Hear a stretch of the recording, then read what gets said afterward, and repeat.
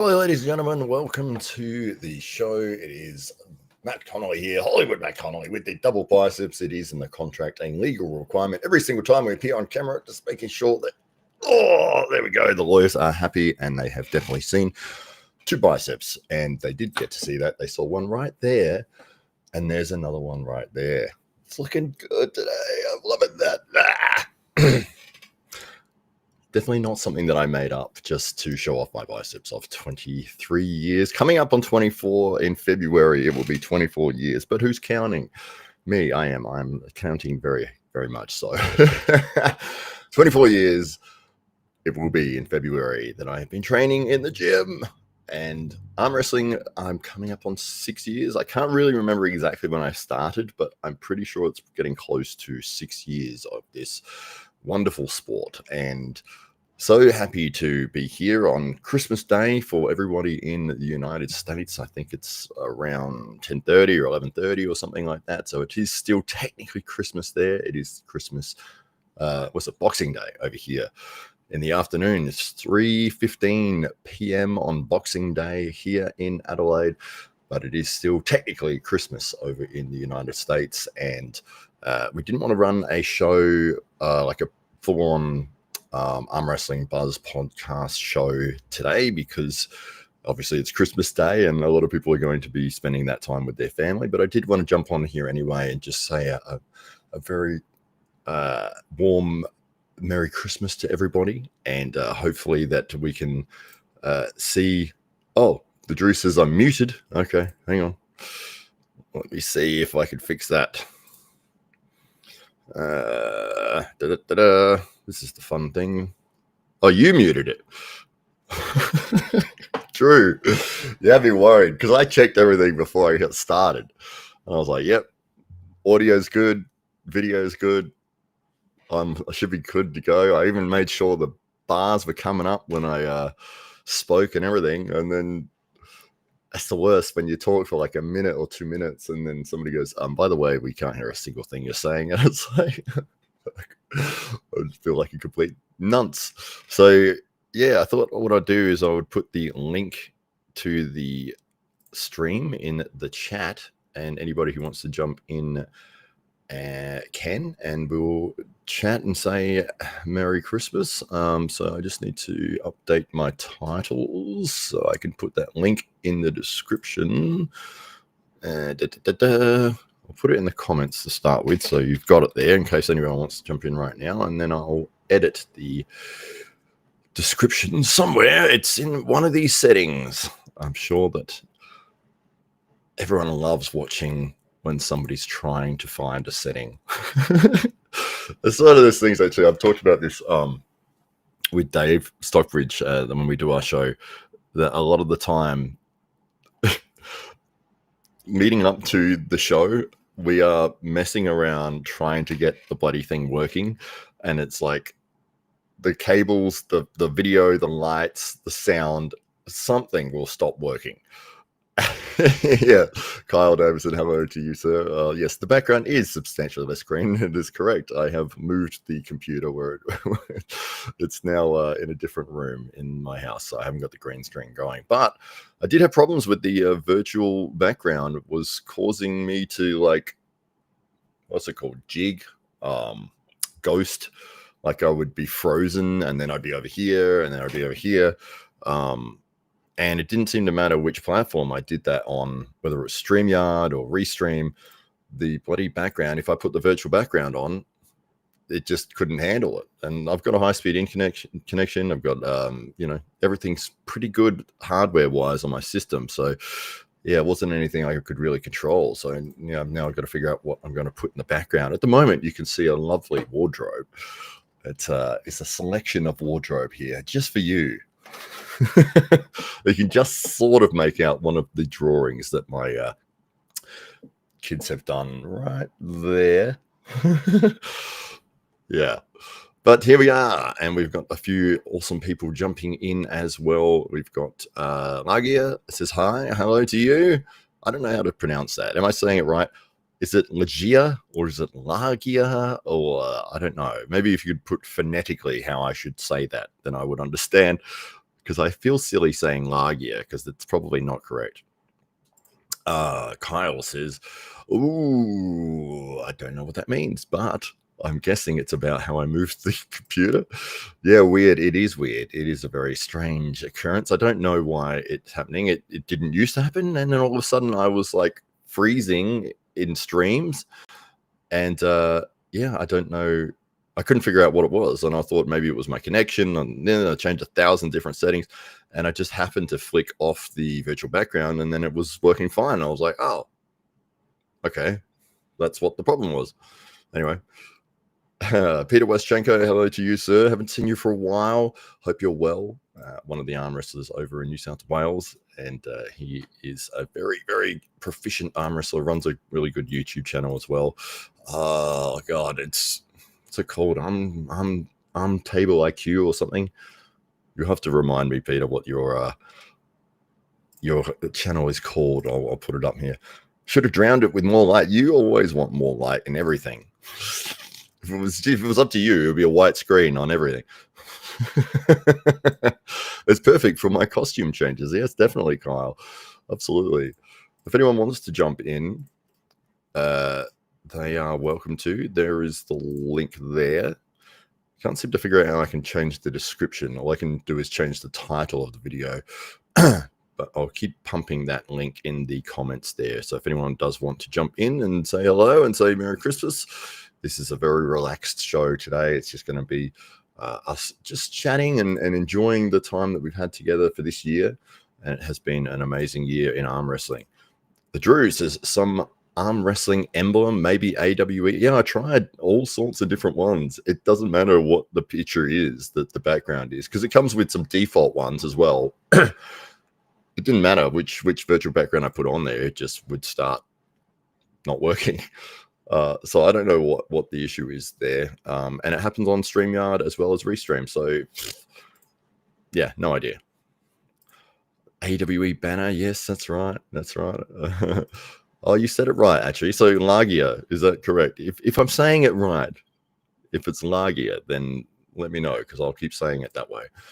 Doesn't seem like it should be right. Anyway.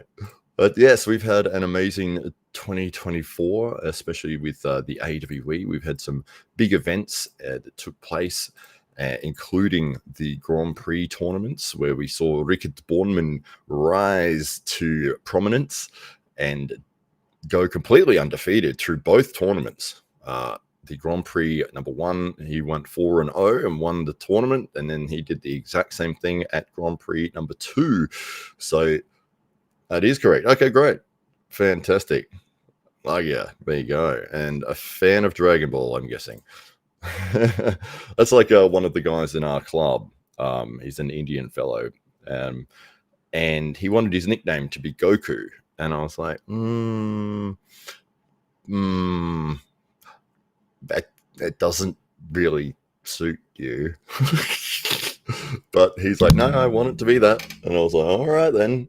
And now it does seem to fit him. Like he's sort of grown into it, which is great. It is a nickname that has stuck. One of the other nicknames, which I am not a fan of at our club, Stephen the Squid Carroll. He knows I don't like the nickname. It's one of my favorite things is to give him crap about that nickname. The Squid, come on. I mean,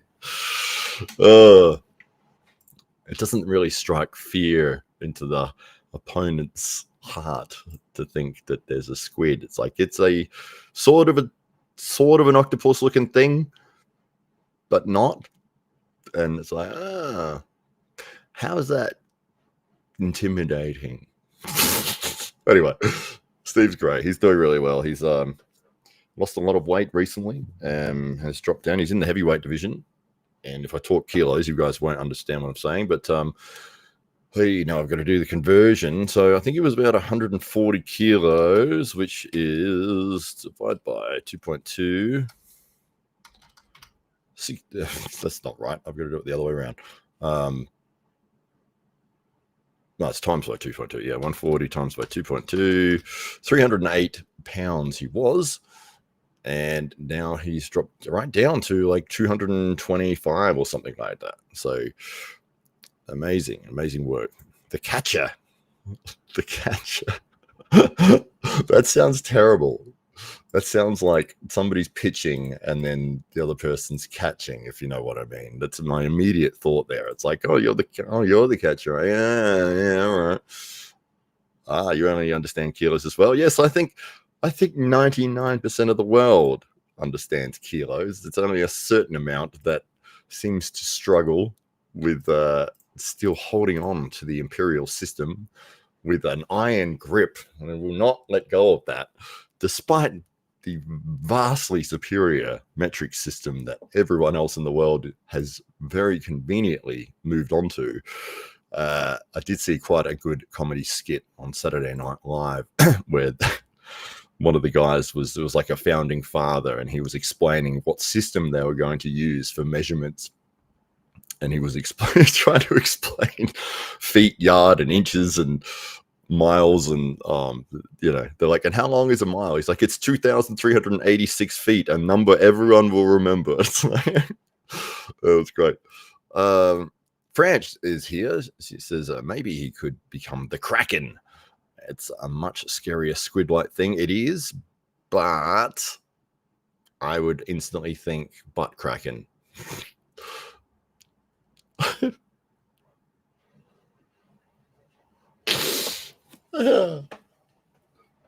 That's quite relevant as well. Oh man. Yes, it's not the best nickname, French.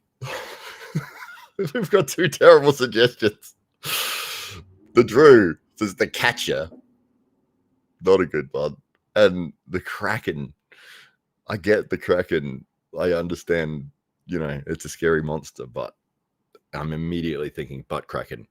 And Steve does seem to have problems with his pants. So it would be actually a relevant nickname. But not a good nickname. What does the Drew say? Because that's what you do, and I was not hoping you would go there. Oh, that's what I do. I catch. Oh, I see. In the technique of arm wrestling, catching is like off the center and stopping somebody about here, and you say you caught them there. So I get it. Matt can't keep a straight face, Connolly. That's probably more accurate. Lage says, what's your favorite arm wrestler nickname? There are some good ones out there. I do like No Limits. I think that's pretty cool. And I did like the moment when Michael Todd beat Devin and said, I am your limit. I thought that was very apt and a great line. Can really use that for any promotional stuff that's out there. That is the quintessential line right there. Dave Stockbridge is here. Hello to the man, the myth, the legend, the co-founder, the co-host, the co-wearer of clothes. He's not in this very room, but he is in spirit. It is, in fact, the master of disaster, the king of sting, the Count of Monte Cristo. It is the winner of the Dave Stockbridge of the Year award. It is the man with the illustrious beard. It is Thunderlips, the ultimate male. It is none other than your friend and mine. It is everyone's favorite person. Dave Stockbridge has jumped into the chat. Hello to you, Dave. And he's put something up here, which is, there it is. It's the emojis. All right. I do like this question here. Simon, you swapped French from Facebook to YouTube. You're swapping back and forth. That's great. That's because I'm a child. Well, thank you very much. So 10-year-old with a credit card is how you refer to me whenever I go to eat anything. This is a legitimate question for everyone out there, though. If you go to McDonald's and you order a meal, so burger, chips, and a drink, but you also order an ice cream at the same time, they give you the ice cream first, because it's like a 2-second thing. They just whip it up. Here you go. Here's your ice cream while we're getting the burger and everything else made. Do you not just eat the ice cream while you're waiting for the burger? Or once you get everything, if say they give you everything at once, here's your burger, chips, and here's the ice cream. You go sit down. You eat the ice cream first because it's going to melt, right? this seems to be such a strange and foreign concept to French that every time that I do it, she can't believe that it's happening. That's why would you let your ice cream sit there and melt? It's like, oh, I'm just going to eat my... Oh, let me get to the ice cream. Oh, it's a puddle now. It's a puddle with a spoon. No, French. I need to answer this question. Favorite arm wrestling nickname? Let me think of some of the ones that are out there. Obviously, Devon's got no limits. Michael Todd is the monster. Don Hollywood Underwood, the original Hollywood. Who else is out there with a nickname, a really good nickname? I like some of the ones we've got in the club. The Viking, especially. I think that really does fit for Tim Graham. Kyle, who's in the chat here, he is trying to come up with a nickname desperately. We've had a few ideas, but nothing is really taking as of yet.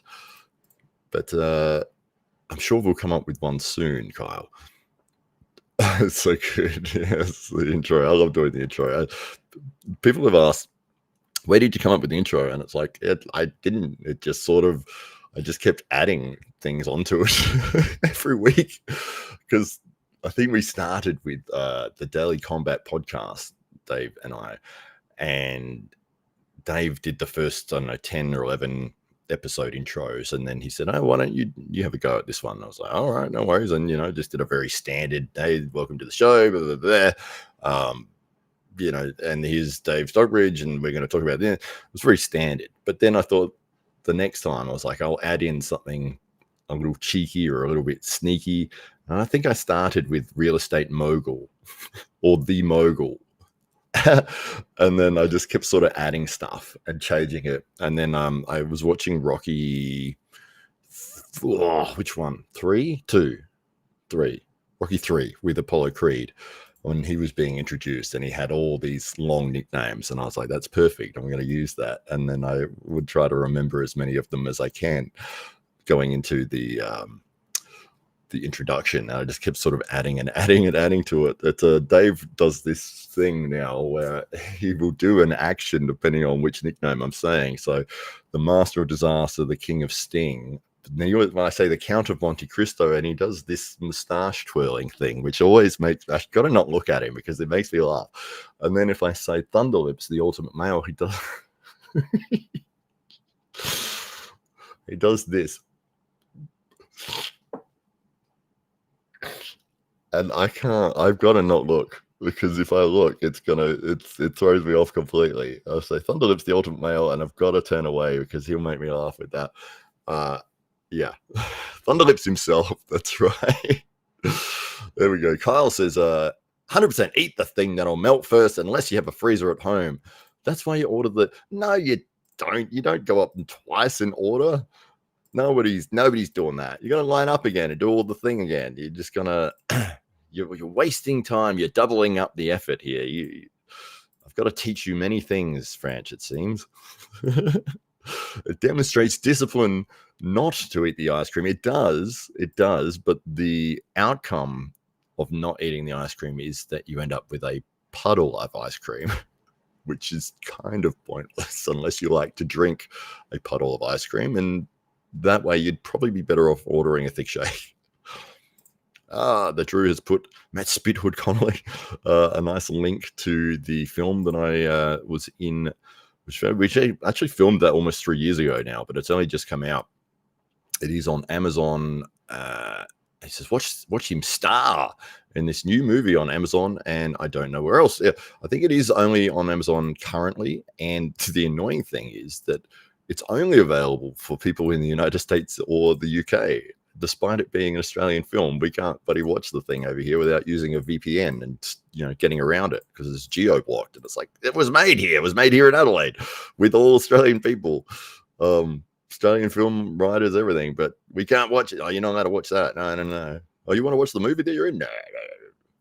Definitely not. Not allowed to do that. It's called soft serve because it's soft by the time you get your car. Yeah, which means you got to eat it quickly. You can't be goofing around and eating other food first. Oh, yeah, Jordan, the Thrill Sill. I do think that's a good one. Or the Anvil. Yes, that's good too. Yeah, I like that. The Phenom. Oh, who's the Phenom? I can't remember who the Phenom is. It's not a bad one, though. I do like that. Oh, the Cap, yes. So that is from New Zealand. He was in our arm wrestling Grand Prix 2. God. DeCap. Marcus DeCap. Marcus? No, it was Marcus. He went against Marcus. It's annoying me. I can't think of the actual name of the guy. It'll come to me. Anyway. But yes, DeCap is quite good. I'm waiting for the inspiration to hit me a little bit. You've been waiting for over a year, Kyle. How long does it take? It's a great movie, just under 1 hour. Yeah, 58 minutes exactly for the film. I think if we had enough material there for probably 1 hour and 40, but they did trim it down significantly. I guess it's a lot more faster paced, but some things kind of suffered in terms of it making sense, as in why people were doing this, or the backstory, or why I was running around killing everyone wasn't really explained very well. The nickname needs to be something cool that I can grow into. Yeah, well, you've got a couple of options that you've come up with so far. You're just trying to come up with like the best wrestling name that you can. And I think if you remember, Kyle, most of the time, Vince McMahon will just bestow a character upon somebody and say, you are now the Ringmaster or the Undertaker or whatever. And you better run with that and create your own persona around it. Because unless somebody is coming into the WWE with a pre-established character, and even then they tend to change them from what they were into something else. I mean, Paul White became Big Show, and Kevin Nash was Big Daddy called Diesel, and all the rest of it. The Beast, yes, that is a good one. Yes, that is Mataringi Heda Morris, the Beast. That is a good nickname for sure, and apt, very fitting. I already have a nickname, the Drew. The Drew 24, not the Drew 23. It is the number 24 of the Drew. The other 23 Drews are watching other arm wrestling streams currently. Todzilla, that is good. Oh, the Russian Spy, that is good too. That's Artem Taranenko. He has 2 nicknames, doesn't he? He's got the Russian Spy, and then what's his other one? Top Roll King, I think. Top Roll King. When I do my posing in the gym,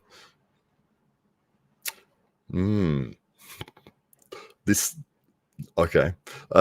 When I do my posing in the gym, I do the Thunderlips face in honor of the winner of the Dave Stockbridge Award. That is good. Good work, Kyle. I'm very pleased that you are doing that. Amazon US and UK. There we go. The Tahitian Wrecking Ball. That is another good one. That's Marcus from in Queensland. And man, I really liked the ending. Oh, that's good. I'm happy that you did like the ending there. I think you are probably one of the only few people that has actually watched the film. I've only seen it once because I have to buy it. I didn't get a copy for free, so I will eventually. It's just one of those things where if you've been in the film and you every scene you do like 20 times or something, so you're pretty much aware of how it's going to look. And it's sort of like watching the movie 20 or 30 times. And then when you watch the final cut, it's like, oh, which take did they use? Is probably the only real thing that you're looking for. The Hammer. Yes, the Hammer. Hamza, the Hammer Hodgic. That is quite a good one. And we've also got Sledge from the SA Titans Arm Wrestling Club, Matt Vinocchi.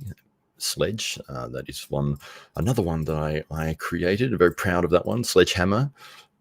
The Undertaker also goes by the Phenom. He does, that's true. And he also goes by the Dead Man. What else? There's a couple of ones he had.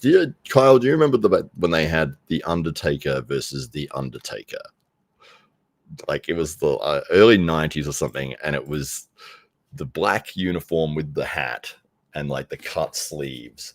And it was 2 Undertakers. For some reason, I don't know why, who the other person was, but yeah, it was a weird time in arm wrestling. Blue, no, scrap that terrible name. Yes, that's right. Even he has dropped it. I try to explain that to a lot of the American friends that I have as to in Australia, we do like to give everything a nickname and we try to shorten absolutely everything. But sometimes in shortening something, you actually make it longer. Like if your name is Scott, we'll call you Scotty. It's a longer version to shorten your name. Doesn't make any sense, but we're not going to call you Scott. That's not nicknamey enough. So Scotty or Dave, Davey, David. No, not David. That's the real name. Davey, Davo. It's like if somebody is Gary, they're going to be Gaza, or Barry. It's Bazza. Gaza and Barry, Bazza. Merry Christmas, says Atlantis in real life. Hello to you, sir. Merry Christmas to you. Some of the setup for things, yeah, it should have a director's cut. Yes, absolutely. Well, I'm not sure. They had a picture locked version, which they just sent to the distributor. The distributor has full rights to edit it how they see fit from there, and they did. So, yeah. Anyway. Kyle says, we had so much material, it 100% could have benefited from an extended cut. Yes, I also agree with that, Kyle, for sure. Sometimes you can cut a film too lean. I get what they were doing with the speed of the film.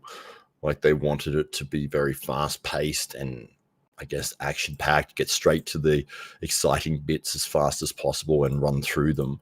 But it just meant that the motivation as to why this crazy killer is doing what he's doing wasn't there. And it was like, oh, it's just a dude runs around and kills everybody. That's the end of the movie. Like, well, no, there was a lot of character development and story and reason as to why he was doing that. But you don't get to see that. So, yeah, that was a little bit, because people could say, oh, yeah, the action stuff was fun and it was a fun, silly, hack and slash film. But, it's like, I don't know why this character was doing what they were doing. Like, you say, what's the storyline? It's like, oh, no, guy goes and kills everyone. That's it. It's like, that's not how it was filmed. There was a lot more to it than that point. I vote he is Princess Kyle until he actually decides. That's not a bad idea. Maybe I'll start doing that in all the videos. Kyle, from now on. Yikes, he says. Yes, well, pick a nickname, Kyle. Bloody hell. We could pick one for you now. And you saw Coach Ray has cloned himself. He was everywhere, doing all jobs at King of the Table. No, I didn't see that. But he obviously did some hard work on the day. And yeah, it was a lot riding on that event. I'd be interested to see how well it sold in terms of pay-per-view numbers with the most recent event where they had the two World's Strongest Men going at it in a co-main event of Brian Shaw and Eddie Hall. Luckily, it turned out to be a very exciting and interesting match. It was a lot more interesting than anything else that happened on the card, which is good and bad. It's good because you had a lot of people that were tuning in solely just to see those guys, but bad as in they're not really arm wrestlers yet. Of the elite level, you have elite level guys, and especially the number one in the world, Levan Saganashvili, taking on the number two in the world. You could say, maybe it depends on where you put Jerry at that point in time, but he definitely had earned his title shot going against Levan. And within 9 minutes or something, the whole match was done and dusted. 4-0, easy win to Levan. It was like, oh well, that sucks. But a lot of back and forth with Eddie and Brian, which, when you go to the event, you're like, well, no, just watch this one. Don't even bother with the main event. It's just over. Yeah, the guy just wins 4-0. That's it. I have Prime on Amazon, and I think that made it a free rental for me. Check it out that way. Yeah, so if we go to Amazon here in Australia, it automatically changes us to amazon.com.au. Like it automatically loads the Australian version. You can change to the American version. And when you go to purchase the movie, it will not let you. It literally brings up a pop-up window and says, this movie is geo-restricted and you are not in a approved zone or country or something or another. So, use a VPN to change your IP address, and then it's like, okay, you can get past that window. But then to purchase it, it's like, okay, purchase it with a credit card. Yeah, great. And then it will say this credit card is the credit card is located in Australia. You cannot use a foreign credit card. It must be a US credit card or something or another. Like, it was such a pain in the ass. And it's like, I'm trying to give you money here. Why are you making this so difficult? So what we had to do, like, legitimately, we had to buy a gift card on the Amazon.us site, buy a gift card with a credit card that was like through a PayPal account. And then we could purchase using the gift card and the VPN on this is ridiculous. You're just like, hey, I'm just trying to watch this movie. Why are you making this impossibly difficult? It's like, I'll just download it. I'll just illegally download it instead. That's so much easier. It's like you try to do things legitimately and you get hit with so many different blockades. It's like, fine, I'll do it illegally then. I just go to this site and there it is. Make it as easy as possible, ladies and gentlemen. That is one of the key factors in terms of marketing and success in business. When people are trying to give you the money, make it as easy as possible. Have you ever been into a supermarket? You've got all the grocery items. Everything's nicely stacked on the shelves. It's clean. Everything's good. The prices are great. You load up your shopping cart. You go to the checkout. There's no one there. There is no staff at the checkout. You can't pay for your items. This was before the self-checkout thing. I've had that happen a couple of times. I've gone and I was like, well, there's no one here. How do I pay for the stuff? Which I'm sure somebody would have just thought, well, just walk out then. Saying, no, you can't do that. You're on camera. But it is one of those things that is frustrating when people can get every step correct. And then the final bit where they go to get the reward, to actually get the money, they mess that up. It's like, how do you mess up that bit? Brick Wall, James the Brick Wall. That is a good nickname. Very fitting with his surname. French says, I'm curious what my nickname would have been if I let you give it to me. It probably would have been something similar. Obviously, French is a singer. She does professional level singing and was recently singing the Australian national anthem at, I believe it was a baseball match. Did a tremendous job there, even though she was very nervous. Normally not nervous, apparently, she says. But with the Australian national anthem, that is a lot of pressure because everyone knows the words, or most people do, and you don't want to stuff that up in front of everybody. But yes, in terms of what nickname I would have given you, it probably would have been something similar. I think Siren is a pretty good nickname. It's very fitting. Yes, it was a classic match. Yes, between Brian and Eddie, absolutely. Does Hamza have a super match set yet? And can you tell us, or at least a rough date? He was scheduled. This is one of those things. I don't know. Ooh. I should check something here before I say too much. I'm about to fucking ruin something. And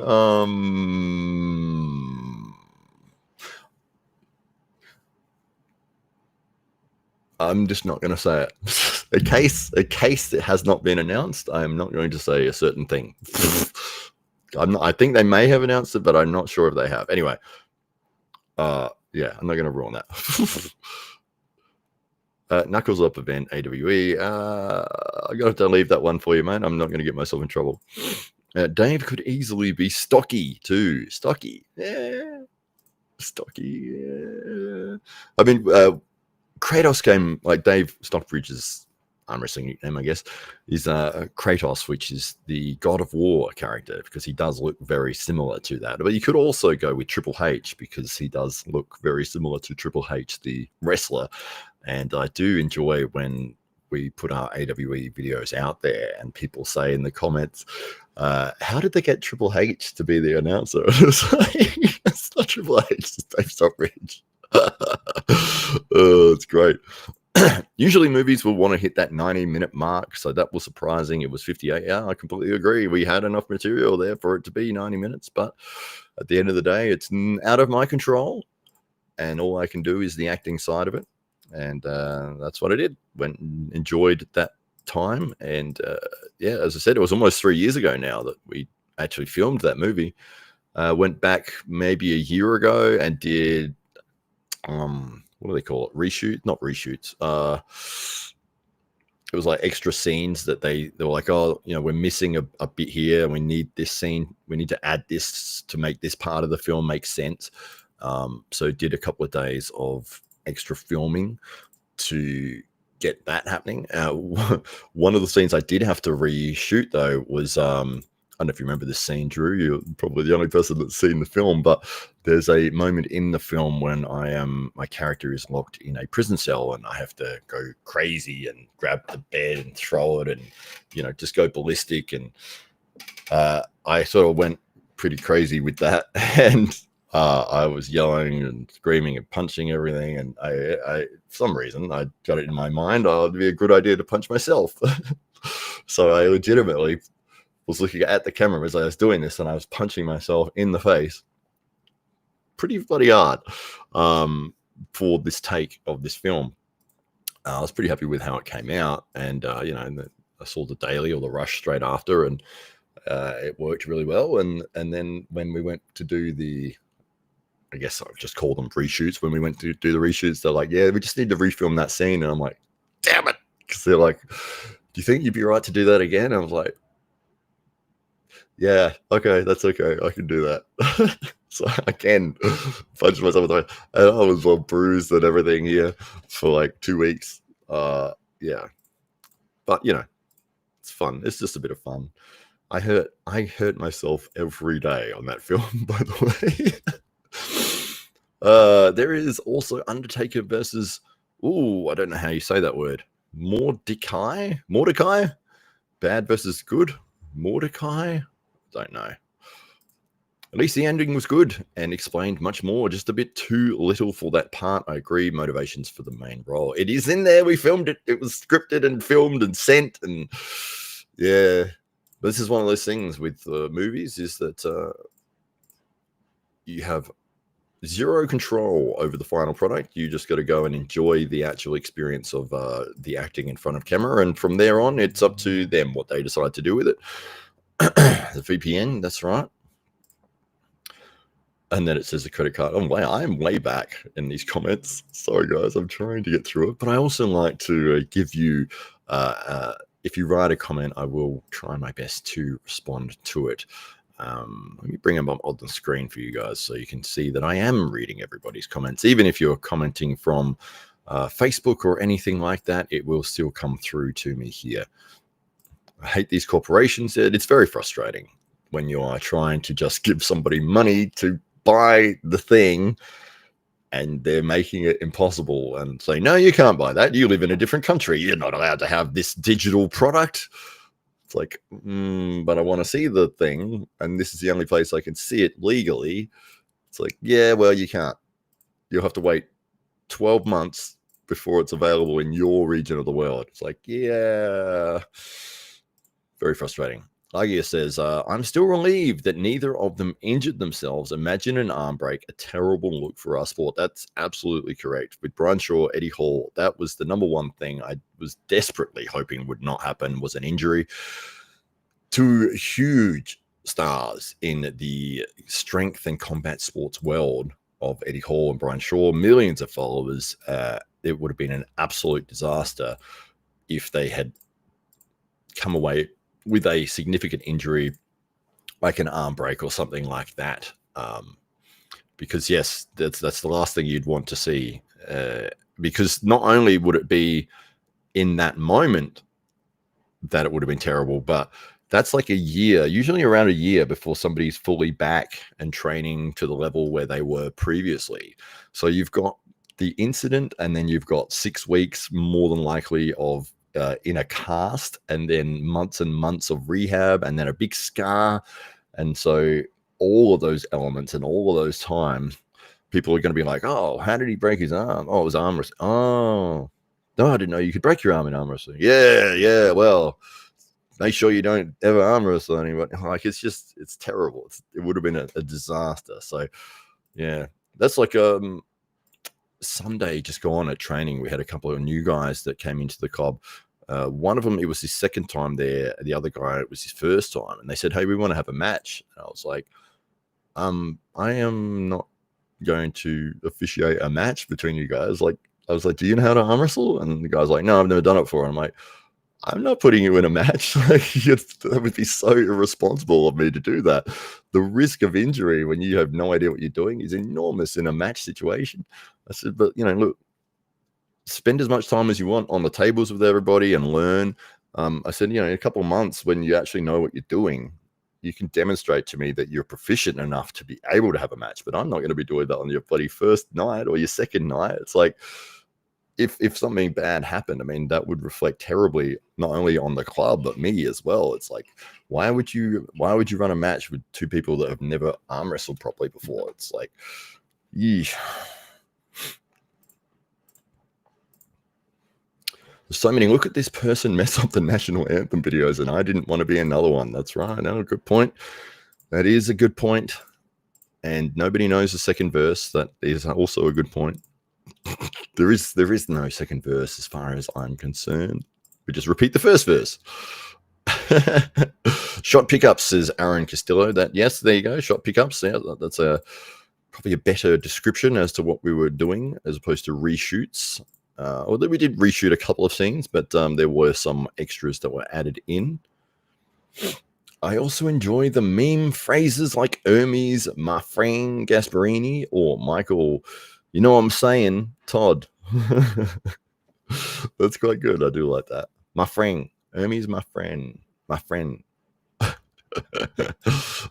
Zap the B is here. Hello, Zap the B. Can we please get more content? No, Notorious. He is a character. He is, absolutely. He doesn't love to be on camera, though. It's usually a reluctant thing that I will. If I see him in a crazy moment, I'll bring the camera over there and then he would just stop. So I've sort of surreptitiously have to do that and sneak over there and point it. Although I would never do that if somebody didn't want me to. I know that he doesn't mind. So Josh Barker says, me versus Jamie AWE match to make. That would be a good match for sure. Jamie Barrett has been doing big things in the sport recently, and Josh Barker, Australia's best under 70 kilo arm wrestler, has been for many years now, and recently entered a tournament they had over in, where was it, New South Wales, I think it was in New South Wales, and won $900, won so many classes that he ended up walking away with $900. Fantastic work, Josh Barker. Congratulations to you.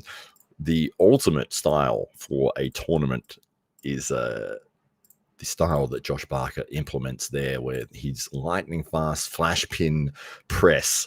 And so if you're going to be in a tournament situation, if you can just win your match in half a second, it leaves you with a lot more energy running through the tournament than if you get into a hook war with someone and you've got to really overpower them, and it takes 3/4 of your day's energy to do that.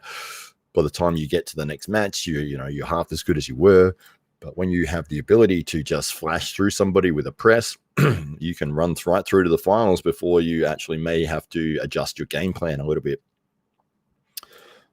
Stephen Dockerill says, Charlie Barnes. Yes, we do. Charlie does come to the SA Titans Arm Wrestling Club. I haven't seen him for a little while, but he does come along. He's always a fun guy and big smile and cheeky grin, and he likes to mess around with all the characters that we've got. Sometimes he does wear a monkey outfit. I don't know why, but he does. His nickname, I think he's Charlie the Chimp. I should ask him why he's dressed in a monkey outfit. I don't know why I haven't asked, but I just say, okay, you're now in a monkey outfit for some reason. That's fine. Nice to see you. I think I've caught up on the comments here. I will put a link here if anybody wants to jump in. There we go. It's in the comments there. So, yes, feel free to click in and we can have a chat. It is Christmas in America still. I think it's just coming up to midnight over there, and some regions are probably pushed past the midnight point. But in Australia, it is 4 p.m. on Boxing Day, and it is Adelaide time. So yes, it is great to be here with everyone. As I said before, we didn't want to run a full Arm Wrestling Buzz podcast because of the fact that it is Christmas Day, but I do have Greg Sharp coming on the show this week, and I'll be running that. It'll be Saturday midday for me, and it will be Friday night in the United States for Greg Sharp, the owner of World Series of Arm Wrestling. Well, Sap the Bee says, what are the current overall rankings in Adelaide? The top 5, not official, but based on what you know. Well, I can tell you what the official ones are because I actually do the rankings. Let me bring it up here. I'll just load up my Excel spreadsheet. So the rankings are based on match results as opposed to opinion. We started with opinion just to get a base, and then there we go. Okay, so match history. All right.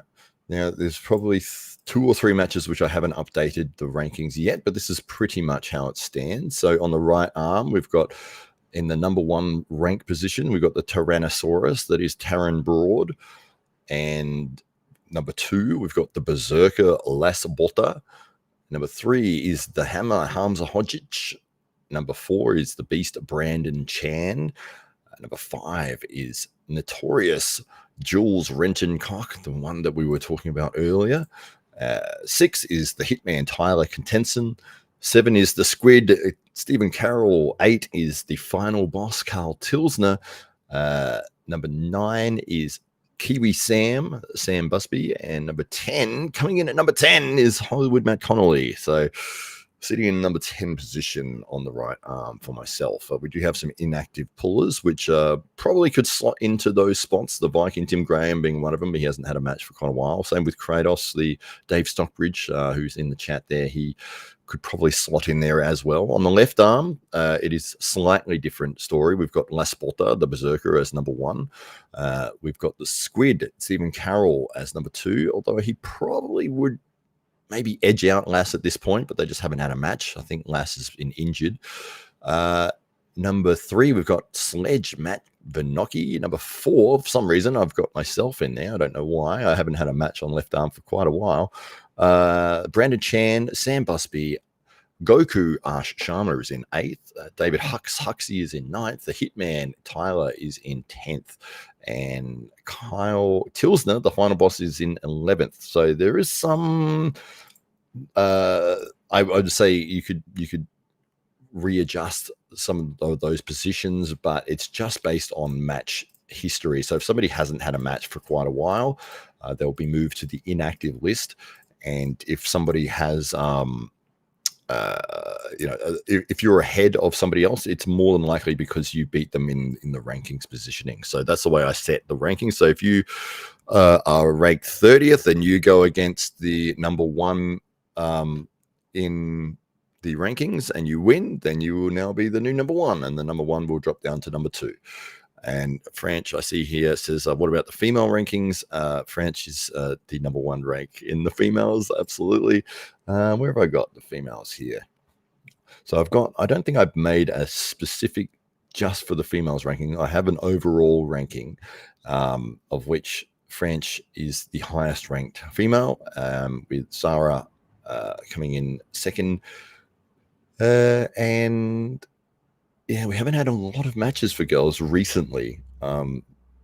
So yeah, but French is doing very well. She went over to the national event earlier this year in November and won a couple of matches there, which is incredible to go to a national tournament and to win your very first match, especially. So well done to French. Couch Apple is here. Hello to you, Couch Apple, who says happy Boxing Day, Aussie Connolly. Happy Boxing Day or Christmas or whatever it is. I think you're in Europe, Couch Apple. So whatever day it is over there, merry whatever day it is. Good to see you. I haven't seen you for a while. Did I get anything cool for Christmas? I got a couple of new card games, which I'll be bringing on Sunday for us to try out. So that will be a lot of fun. Yes, it's always good. I have such a massive collection of games now, which is awesome. It's very difficult to be able to fit them all in my little bag of games. I have to get a bigger bag. Ryu says, has anyone seen the movie Agent Beetle Devin Larratt was in? I have not seen it. I didn't even know anything about it. Was he a small role in it, or was he a prominent character? I had no idea that he had been in a film. So there we go. Yes, so Francie is the number one ranked female arm wrestler in South Australia. And I'm not sure where she stands overall in the country, but with a couple of wins on the national stage, she would definitely be in that discussion. Kyle says, I thought you were about to say me. And then I was like, the hell I am. Well, Kyle Davidson, what the rankings? The female ones? No. Kyle says, I'm chilling bottom ladder, loving it, to be honest. Yes, well, the good thing is, Kyle, that you can look at the ladder and see people above you and then target somebody and be like, okay, well, if I'm 29th at the moment, who's 25th or who's 24th or who's 28th? Like, can I beat the person above me? And then you can start climbing the ladder there. And you've got a very clear list and a clear way through to improve your ranking, as opposed to not really having a clue. So it is based on match history and tournament results. So I do try to keep up with everything that's happening in the state and all the super matches and everything that happens between everybody, and make the adjustments based on that. Kyle says, no, you went to say Carl, and it almost sounded like Kyle. Ah, yes, for Carl Tilsner. Yes. Well, no, where are you ranked, Kyle? Let me have a look. Rankings, Kyle Davidson, sitting at 28th at the moment. And I've got your nickname here as King Kyle, although I think you wanted to change it from that. We need to find a new nickname for you. If you're not happy with King Kyle, which I think isn't too bad, it flows quite nicely. It's almost a King Kong sort of feel to it. King Kong, King Kyle. But, if you're not happy with that, then fine. Pick your own nickname. It's been a while, Kyle. I've asked for a couple of matches, but no one I've asked for a couple of matches, but no one has said yes yet. That is a harder sentence than it should be. It's probably because I have no nickname. Yes, well, you've only got yourself to blame there, King Kyle. Ryu says, there is a 50-second clip on YouTube where he makes his cameo. I'm assuming that it's his only appearance in the movie. Let me see if I can find it. What was it called again? The film? Agent Beetle. All right, let's see if we can look that up. I'm sure everybody wants to see it. YouTube. Let me bring that up. All right, Devin Larratt. Agent. I don't know what Agent Beetle is. Whether it's sounds like some sort of spy film or something. Oh, it does not look good. Probably shouldn't have said that out loud, but it's too late now. I'm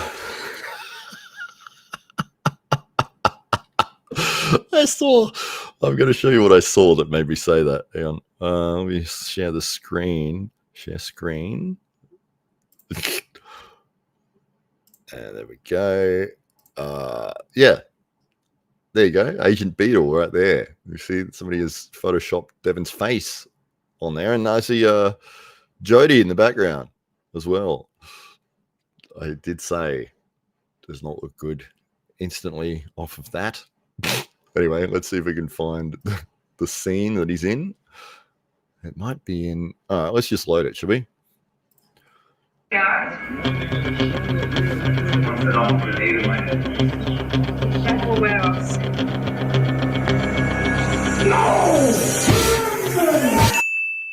Oh, there he is.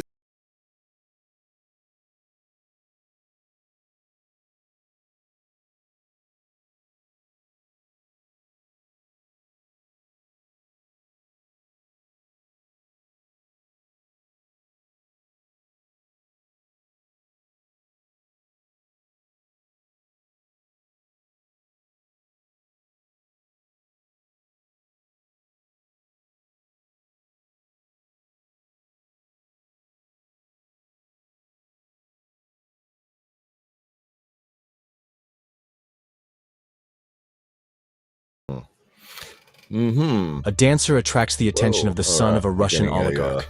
This autoplay there. Let me get rid of that one.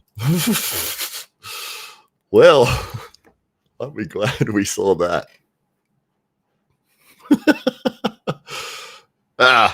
It is what it is. It's low budget film. You know, go out there, make something. It's okay. They gave it their best effort. That's one of those things, you know, when people are putting together something and they don't have any money, and you know, it's like, we're not proper actors, and yeah, I'm not really a proper filmmaker, and we're just trying something and we'll see how we do. And yeah, it is what it is. I mean, that's how I got my sort of start, was I did every single thing I possibly could. Can I get a 50-second refund? Oh, you loved it. You got to watch it again later, I know. I'll see you on Sunday and you'll be watching it on your phone. About, what are you watching? You're like, nothing. Is that the film? No. Yeah, well, that's the thing. Like for me with acting, because I didn't know how to act properly, I went and did absolutely everything and anything that I could, which was all for free. I didn't get paid for any of it. I did, like 40 films, student films, independents, anything and everything, to build my skill set and confidence to do character on screen in front of camera. And, after years of doing that, you get to a point where you feel very comfortable getting handed a 6-page monologue and you've got 5 minutes to learn it, and then step in front of 30 people and a camera and away you go. Do your audition. It's a big deal. If you get this role, you're going to get a lot of money, so your heart's pounding and all the rest of it. But that experience that you had from years and years of doing film and doing acting, it's like, there's no difference between acting on a shoestring budget film or acting on a big budget film. You still got to step in front of the camera and do the character regardless. So yes, it was definitely worth putting the time and effort in. It's just one of those funny things, is that, because it's recorded and people can go back to it at any time, you can look at it and go, oh man, that was absolutely terrible. It's so bad. But you had to start somewhere. And you'd think, like, if you were, say, with arm wrestling, the first time you went into an arm wrestling club and you didn't know what you're doing, you'd probably look pretty average, standing with your hips back from the table trying to do this, and you just feel like, oh my God. But, usually it's not recorded and put up on the internet for everyone to see. So it's people learning what to do there. And why not? It's just funny. It's just a silly little film thing that they were doing. What happened to that Devon documentary? Has it completely gone off the radar? I didn't even know they were doing one. Actually, no, maybe I remember some whisperings about it. Ooh, yeah. I'm not sure, man. I don't know. But I do know that filming stuff is one side of things. The actual editing and putting things together takes a long time. And that's one of the frustrations in that industry, is that, you can do work and then it doesn't come out for years. And if it comes out at all, I've done films that never got released, which is very frustrating, because especially if you do it for free, and, you might give up a week of your time and learning all the scenes and the dialogue and character and getting there and spending 14 hours a day on a set doing all your work. And then you get, apart from the experience of it, you don't get handed a final product back. It's very frustrating. Or you get the product back and it's absolutely terrible and you can't use any of it. That's also frustrating. Are they really waiting for Devon versus Levine 3? Yeah, they may have filmed everything and they're just in post-production. If you can, I would just search on the internet, see if you could find the director's name, and then look him up on IMDb, and it should be in pre-production. It'll say, if they've got an upcoming documentary, and yeah, that's if they're working on it. I don't really know. Ryu says they will complete the documentary once Devon beats Levine. Yes, they may be waiting a while for that to happen. Levine has looked completely unstoppable for many, many years now, and completely demolishing Jerry Cadorette in what was it, 9 minutes or something? Out of straps, just bang every round. It was sort of a disappointment of a match, really, because it wasn't really a match. It was just a squash match. And yeah, who's next? Who's the next guy to get squashed by Levan? Hermes or Michael? Guess we'll wait and see. But you would hope that you would get a bit of back and forth from either one of those guys against Levan. Different styles to Jerry. Jerry was very, very specialized in what he does with that press, the flop wrist press. And of course, once Levan had mitigated that move, then there was no other options for Jerry. And that's one of the dangers of becoming a specialist in something and not having the ability to go to any other move. Because if your move doesn't work, what do? You're screwed. And that's what we saw. It was just every round, it was like, well, I'm going for the flop wrist press. It's like, that didn't work for you 3 times in a row. Why go for it again? It's like, well, that's the only thing that I can do. So, okay. And I know that Jerry has the ability to arm wrestle in all the other areas, but in terms of comparing that to his flop wrist press, flop wrist press would be a 10 out of 10, and then everything else is probably sitting at like a 5 or a 6. So changing techniques at that point is like, well, that's probably even worse of an idea. You might as well stick with the specialization move. At least if it works, like if you get it in, you've got a better chance of winning than if you change techniques to something that you're not very good at. It's like if I tried to press, I can't press at all. I know the movements of it, but it doesn't seem to work very well for me. Couch Apple says, we see few preparation videos of Rickard Bornman and his brother Duvan. Question 1, what are your impressions on the video? Question 2, Matt, are you going to New Jersey for Knuckles Up 5 on January 25th? So question 1, what's my impressions on the video? Rickard is increasing in size and strength almost daily. This young man is an incredible athlete, and coming over from the rugby world, professional rugby player, and having the discipline and the understanding of his body and injury management and control and rehab and how to push himself in the right ways. He's been able to take that knowledge and apply it into the arm wrestling world. And he's such a young man. I think, is he even 20 years old yet? He's either 19 or 20. He's still very, very young and hasn't fully grown into his frame at this point. And he's sitting at, oh, the light's almost falling. He's sitting at 120 kilos, which is, what is that? 220 pounds, 265 pounds, something like that, at 20 years old. So he has a lot more growing to do, and he is incredibly strong. It's going to be very exciting to see his match against Don Underwood, Hollywood Underwood, at Knuckles Up 5 in New Jersey, January 25th. I will not be there, unfortunately, but Ryan Bowen will be there, and he will be in support. I think Lachlan Adair, is he going there as well? No, he's not going for that. Who is this? Oh, Mario Tambakis is the other Australian that will be there. That's right. I knew there was 3 Australians going over. Actually, 2 Australians, 1 South African. I keep thinking that Rickard is Australian, but he's not. He is a South African gentleman, but he has moved to Australia temporarily while he pursues his athletic endeavors. Although at this point in time, I think he is still back in South Africa.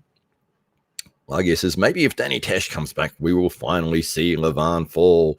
Yes, the myth, the legend of Danny Tesh.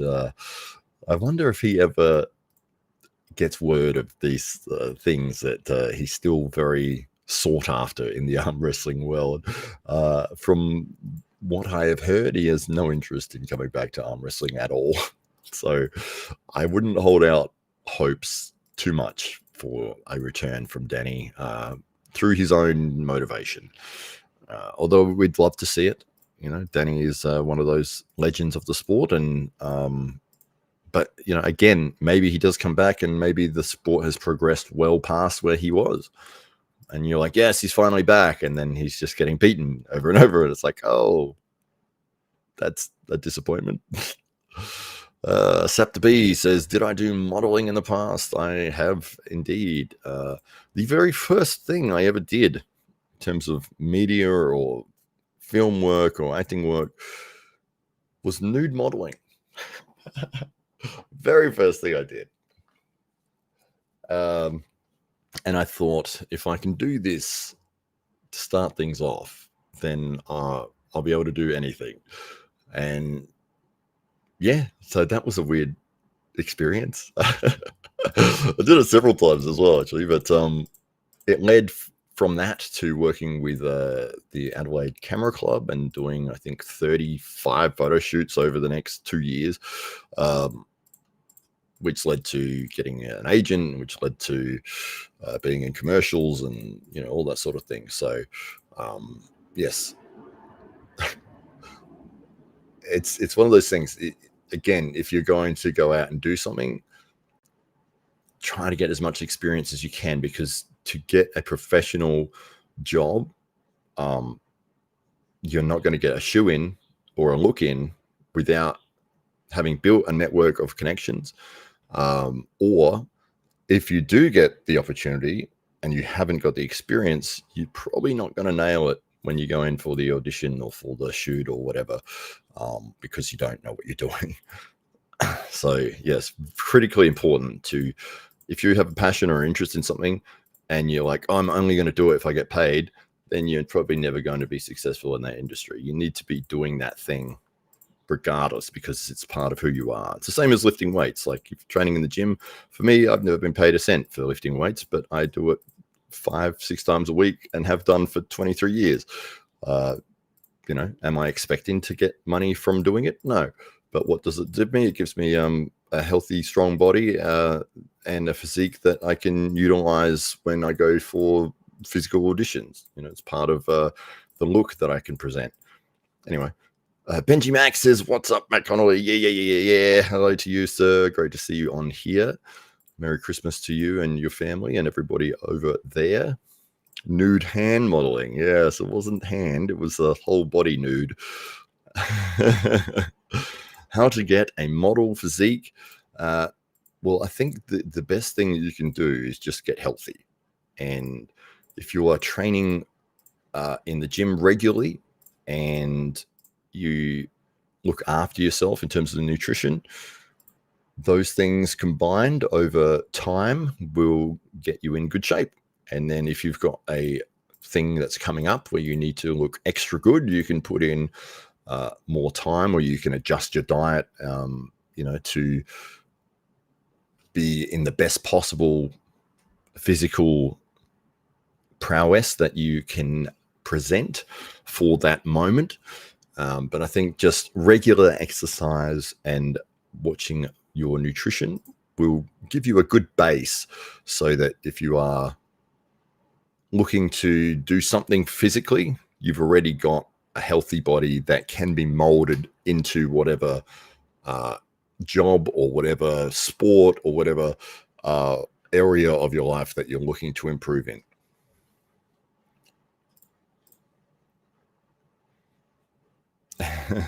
Nude hand modeling. Somebody did hand modeling that I was talking to recently. I was on a film a couple of weeks ago, and I was just doing extras work on it. But I think I was talking to one of the other extras, and I'm remembering this as I'm saying it. So they had done hand modeling for, was it a catalog or an ad? I think maybe it was an ad. And I think it was there was a Christmas tree, and they were just putting ornaments on the tree, and there was like 4 hands. So there's 4 people, 4 hands, and they just put an ornament on the tree or something. But whatever, no one cares what your hand, as long as you don't have like the hand from Scary Movie. Take my strong hand. Be like, that would be a distraction. But apart from that, I don't think the audience is really watching the hands that closely and going, oh, that hand's disgusting. How dare they put somebody's hand that looks like that on there? Outrageous. Hang on, where is it? I'm gonna bring up the strong hand thing now because that's making me laugh. Take my strong hand. This is one of my favorite moments.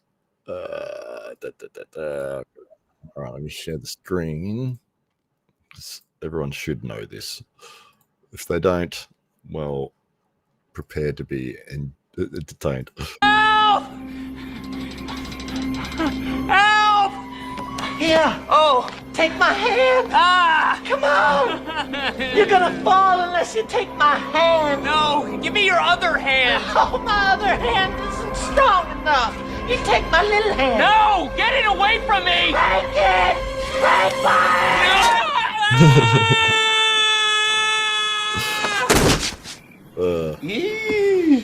So good. Take my strong hand. Yeah, I should get that on a t-shirt. Just a picture of him like this. It's a great moment. I model a physique that demonstrates what not to do for a model physique.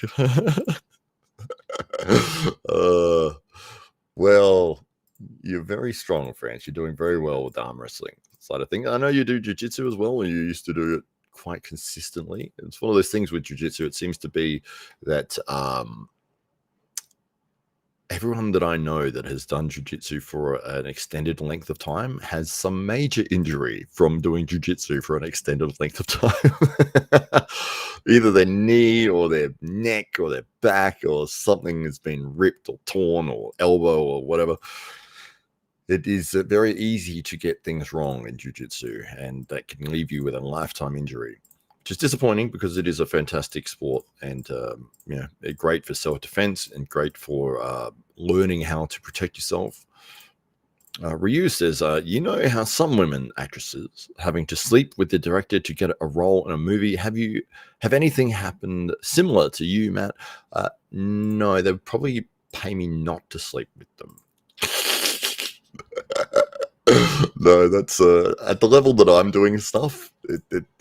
That's never going to be a thing that I would have to worry about. It's like this role pays $300. Are you willing to sleep with the director for that? It's like, yes. No, I haven't had to do anything crazy like that, my friend. Accurate, says French about Brazilian Jiu-Jitsu. Yes, unfortunately, there is major injuries that occur. It is usually the beginners or the white belts or the very lower ranked belts that get things wrong because they are thrashing themselves around like a fish out of water, trying to get a crazy submission when they don't actually know what they're doing and they're trying to use strength instead of leverage. Yes, very irresponsibly. That is usually why they will pair beginners up with very experienced grapplers who can keep them safe as well as themselves safe. So it's sort of similar with arm wrestling. I do like to get on with the new people and try to teach them the fundamental movements correctly from the start. And if they are doing really dangerous positioning, I can very minimalize my resistance that I'm giving them so that they are not in danger of me ripping through them and injuring them. So you can, if somebody's, just pushing like this and you're sort of holding, it's like I can release enough so that there's, the pressure isn't just instantly in their arm. They're not hitting a dead brick wall, but I can allow them, space while I instruct them why not to do that and how to make the adjustments to pull in a safe manner. Whereas the danger lies when you get two beginners who don't know what they're doing, and especially if they're two strong people with an ego and they both want to win, and they jump in and they start pulling against each other desperately, throwing with terrible technique. It's like, oh god, if I see that, it's like I gotta hang on, let me come over here. What's going on here? You guys know how long have you been? Oh, just first night, is it? Okay, it's your first night as well. Well, all right, you just come with me. I'll jump on with you for a bit and try to teach you how to do it properly. French McGee says, in my case, it was just the uncoordinated me that injured myself. Well, That's it's one of those things, isn't it? That you can actually put yourself in a position where if you don't know how to move correctly, if you don't know how to keep your hips underneath you and your balance, you're very vulnerable to an injury caused by your own volition, especially when you're grappling with another human being. And it can be difficult enough just to keep control of your own body, let alone trying to control and manipulate the limbs and the hips and the positioning of somebody else's, who may be much bigger than you or maybe stronger than you or better at positioning themselves, and you're just wasting energy trying to pull them here and lift them there, and and you're getting yourself exhausted.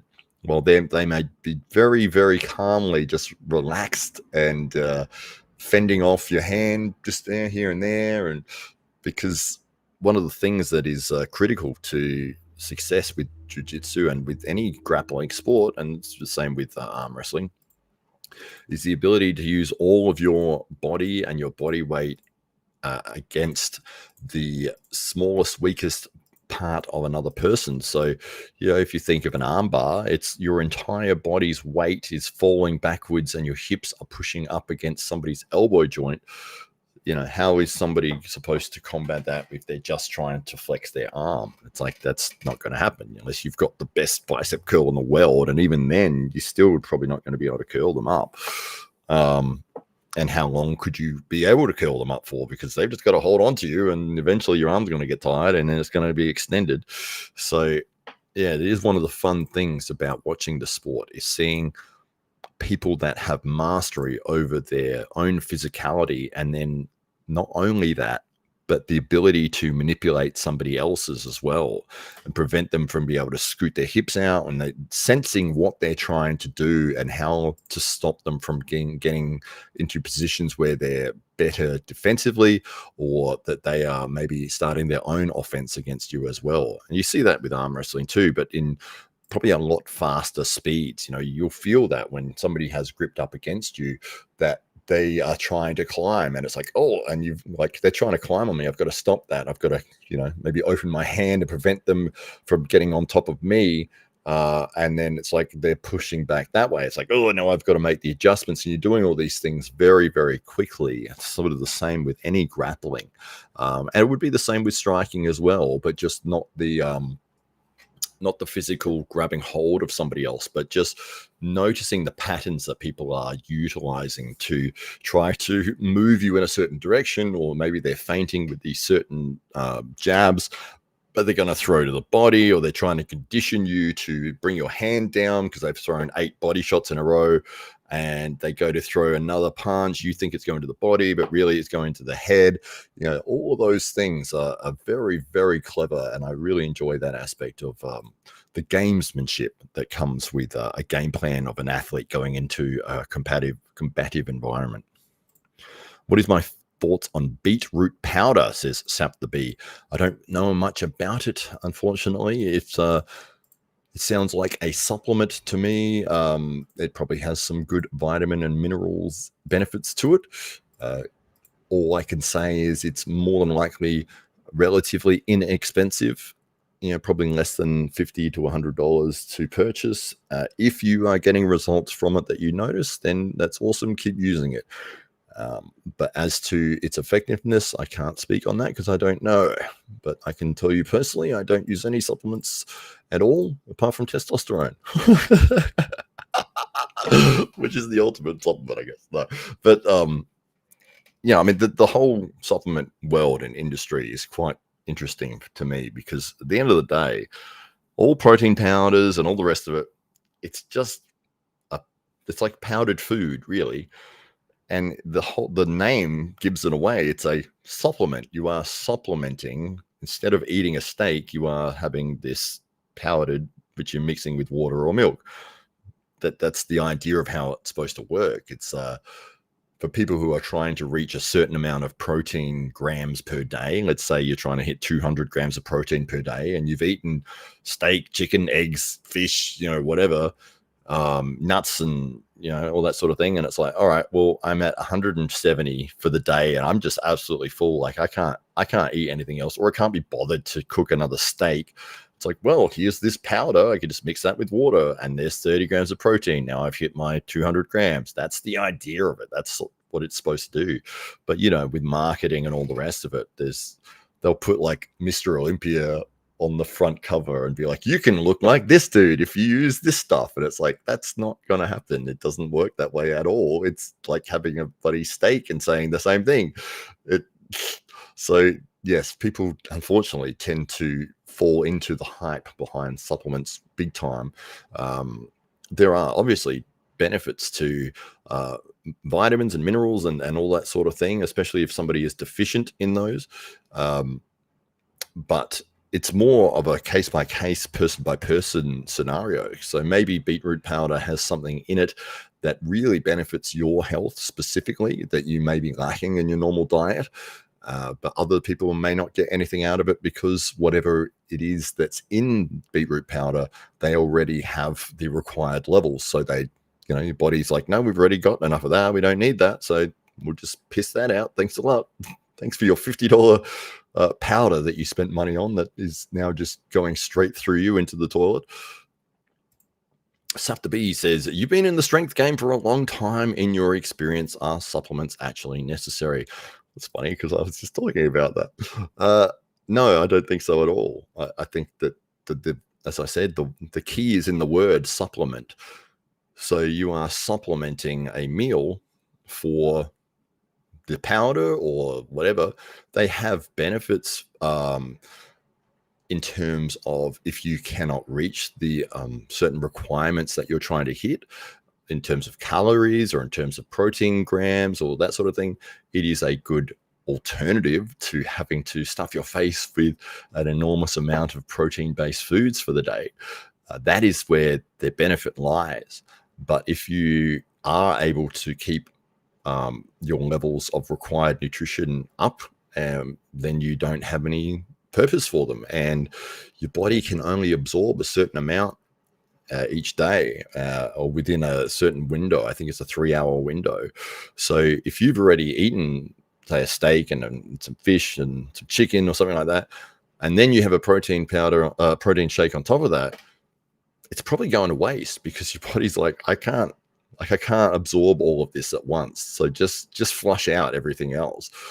So you sort of got to time everything. But they do have their place. But I think that in terms of, are they completely necessary for you to be successful in building muscle or getting strong? No, I don't think they're required at all.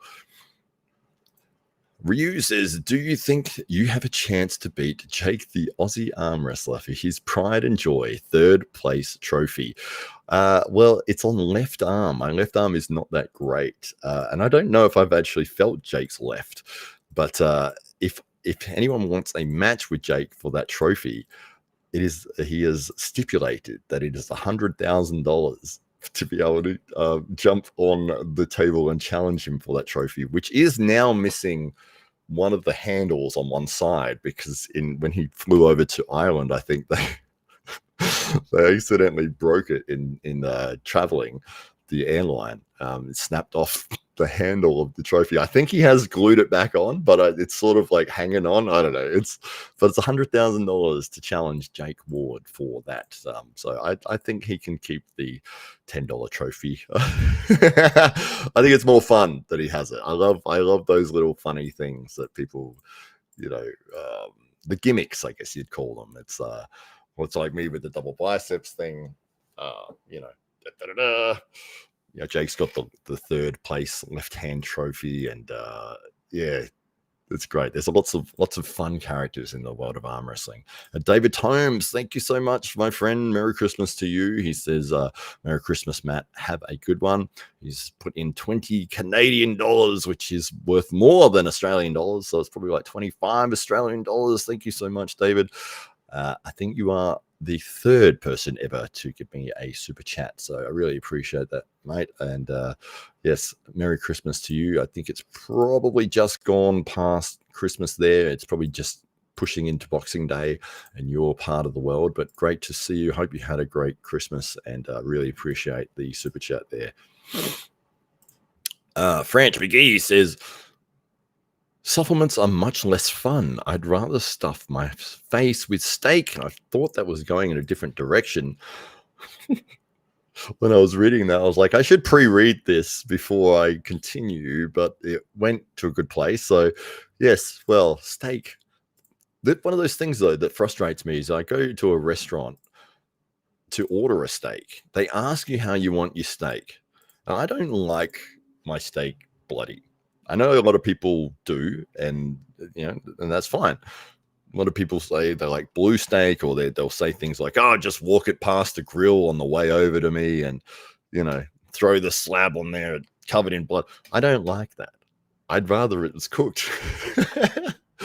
And most places will get frustrated with me if I ask for the steak to be not well done, but heading towards that way, like bloody cooked.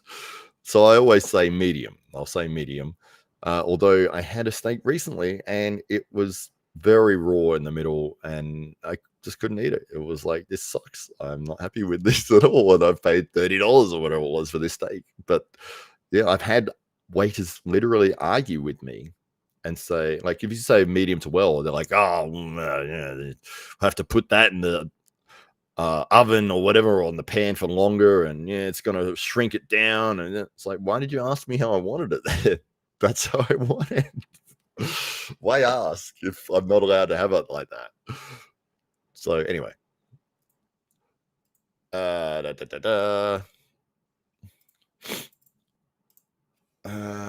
just answering a question here.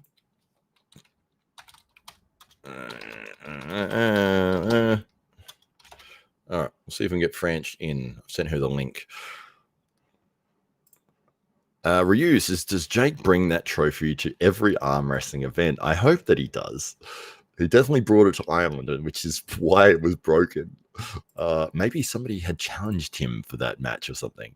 So I don't know, but it is such a fun little thing that comes out. And I'm sure he at no point was like, I'm going to have a left arm trophy and that's going to be the funny thing that I do. It's like he would have just pulled it out at one point and then it would have just been funny, and then he just stuck with it and continued to run with it, which is the best way to bring up gimmicks, just naturally, and just silliness that flows from ridiculous back and forth conversations that can happen. Like the intro I do for Dave Stockbridge, I didn't set out to be like, what I'm going to do is I'm going to write this ridiculously long intro for Dave, and then that's going to be the thing. It was like, no, just sort of just kept adding to it every week to the point where it was like now a 3-minute intro. And I do have people that say, I load it up. I'll load up the stream just to watch the intro, and then I turn it off. So thanks a lot. You could watch the rest of the bloody stream, or just leave it there, like put it on mute. That's all right. The Schmo is here. Merry Christmas, Hollywood. Hollywood. Well, hello to the Schmo. Merry Christmas to you. Oh, and put the little Christmas tree icon there too. Well done. Good job. The Schmo. Great to see you in here. Where are you in, the Schmo? Are you in the US? It would have just gone past midnight, I believe, or about 1 a.m. maybe over there. It is 4:42 in the afternoon, Boxing Day here in Australia on the Thursday. And we're here just hello to everybody. And we've got a guest that's popping in here. It is none other than the Siren herself. There we go. Hello to you. Howdy. How are you Can going? you hear me okay? I can hear you, Clem Fandango. Great. That probably means absolutely nothing to you, but it will mean something. Probably need an extra 10 years on me before I'd understand that reference. There's a great sketch show, an English sketch show. The scene is that the guy's in a recording booth, and the producer is outside, and the producer has to press the button and keep their finger on the button when they speak for him to be able to hear them. And this guy is like a new work experience guy. His name is Clem Fandango. And he always presses the button, says, Stephen, this is Clem Fandango. Can you hear me? And he says, yes, I can hear you, Clem Fandango. And then he got, the producer has put very specific requirements of how they want these lines to be said. So what you'll need to do is, and then he takes his finger off and he's talking like this. And he's like, I can't hear you. You got to keep your finger on the button. And then he's like talking, and then he presses it and goes, Stephen, this is Clem Fandango. Can you hear me? He's like, yes, I can hear you, Clem Fandango. Keep your finger on the button, otherwise I can't hear what you're saying. And he's like, oh, okay. So the producer's got these very specific requirements. What you'll need to do is say, and then he's like, you took your finger off the bloody button again. And then he's like, Stephen, this is Clem Fandango. Can you hear me? Oh no. So I'd be throwing something at that point. Well, that's the point of the skit, is that the guy gets very, very angry. But yes, that is one of my favorite things. Anytime that I have a conversation with a certain somebody, they because it's online and it doesn't always work properly. It's like, can you hear me? And it's like, yes, I can hear you, Clem Fandango. Fair. Yeah. Although somebody I did see in the comments of that video said, I've named my cat Clem Fandango. Well, that is a brilliant name for a cat. It is. It is. So even if you don't understand the reference, it's still funny. Yeah, absolutely. So good. So you had a good Christmas there, Franch? I did. I had a quiet Christmas. I do Christmas on Christmas Eve with my kids. So we did like a lunch, which I made like a big fourth meal, and then we have presents, and well, that was really nice. And then yesterday was chilling. So it was great. Oh, very nice. Very nice. Well, it sounds like the Schmo also had a great Christmas. He says 26th at home in Texas, but I'm visiting family in California, so I get another hour and 45 minutes. Yes, the time difference over in the United States. You've jumped time zones, although Texas isn't that far from California, so I'm surprised that they've changed time zones that quickly, or maybe you're on the far side of each one there. But yeah, it's great to see the Schmo in here. And Times Like Homes, it says the Drew. I think that's the name of the sketch show that I was talking about. But I had a interesting experience with the time zones yesterday. As all my family are in Western Australia, so they're 2.5 hours behind. And I told them to call when they're opening their presents so I could, watch and everything. And they said they would. Comes like 10 o'clock our time and they haven't called. I'm like, you know what, I'm going to go to bed. And I have THC oil to help me sleep. So it's prescribed, it's all legal. Sure. So I've taken this and I'm like high as a kite. And then my mum calls me. The best part about this is my parents are Pentecostal Christians. So I'm like trying to be straight while talking to them and be like, yes, and I'm trying to not giggle at absolutely everything. But it got to the point where I could barely keep myself together. I said to Mum, I've taken my oil. I'm high as a kite. You have to let me go. So yeah, she was like, oh, you stoner, and hung up on me. Wow. There you go. Fantastic. We've got a question from Ryu for Siren, for Franch McGee. So Siren, your username, the singing arm wrestler, is it because you sing while you're arm wrestling your opponents? No, I don't sing while arm wrestling. I have been a singer for years, since I was 18. I was in bands and stuff, and I do sing and I arm wrestle, and I like the whole, what's it called, lore of the sirens that would lure sailors to their deaths with their singing and then kill them. And that's the siren. I don't kill my opponents, but just on the table. Just hopefully. Depends who I'm arm wrestling and how much they've annoyed me that day. Right. Yes, I did like that. It's like, oh, it's this wonderful thing, and these mermaids, and they sing, and they bring people, and they kill them. Yes, I'm very violent. Right. Yes, that was all built up nicely to kill them. Right. Yeah. Okay. Very good. That's the fun part. Yay. And tell us about the baseball game. What was it? Was it the grand final or something? It was the final game final weekend of games for the season. It was their Christmas game. It was a prelim final for them, I think, against the Sydney team. And I I've done a lot. Like last year, I got to sing in the VIP room at the footy, and that was amazing as well. But it's different singing a national anthem. It's like that national pride, and you don't want to stuff it up because I don't want to be the next video on the internet of, hey, look how badly this person sang. So I was really nervous, and then I was worried that I wouldn't be able to hear the background and I'd be in the wrong key. But thankfully, it all went really smoothly, and it was a really cool opportunity. So I'm glad that I had it, and yeah, I've never done so much makeup for a minute though. So like it was literally a minute performance, and I had to have full face because it was televised, and yeah, never put in so much effort for so little time. Did you get the whole thing out in a minute? It's about a minute, just over, is Okay. the national anthem. Yeah, right. It's not real long. That's because there's no second verse. Well, there is. Just because you don't know it doesn't mean it doesn't exist. I know it has the word Commonwealth in it somewhere. I think the first line is beneath our radiant Southern Cross. No, it's not. All right then. No one knows what it is. Matt's just ignoring reality here, but that's okay. Right, well, hey. You didn't sing the second verse. I wonder why, because it doesn't No, exist. they said that I only need to sing the first verse. That's because that's the only verse everyone knows. It is the only verse everyone knows, but it doesn't mean there is no second verse. How many verses are in the American national anthem, out of Well, curiosity? I think it's just the one, because the Star Spangled Banner, Mm. and then they've start and finish. I don't think there's room for another. They've finished pretty hard on their crescendo at the end there. You don't want to start it up again after that. I don't know that I could.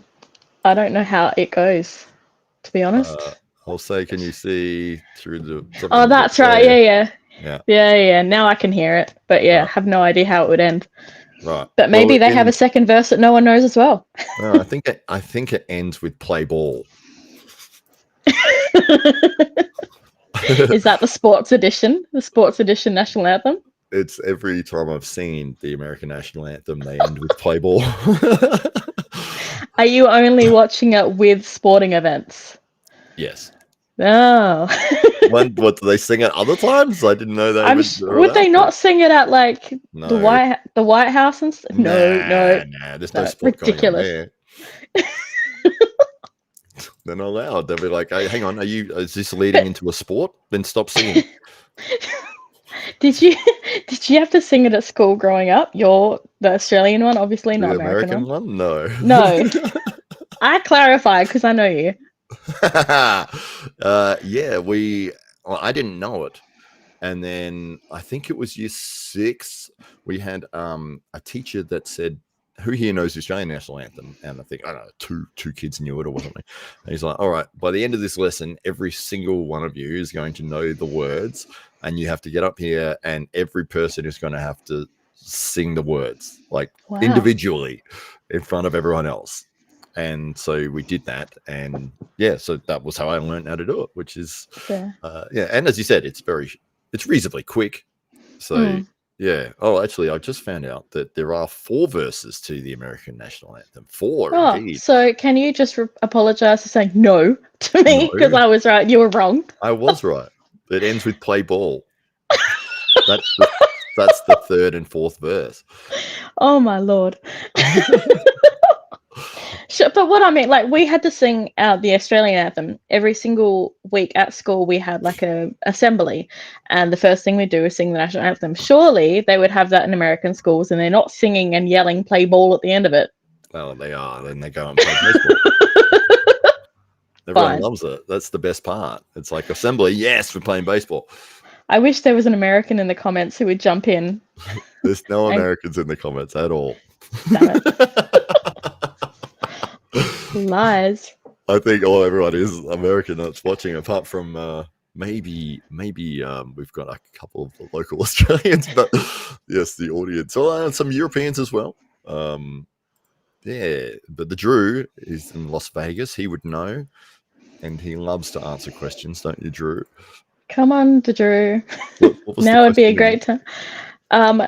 Do they sing it at schools, and does it end with play ball? No one has ever sang it for any other reason than No.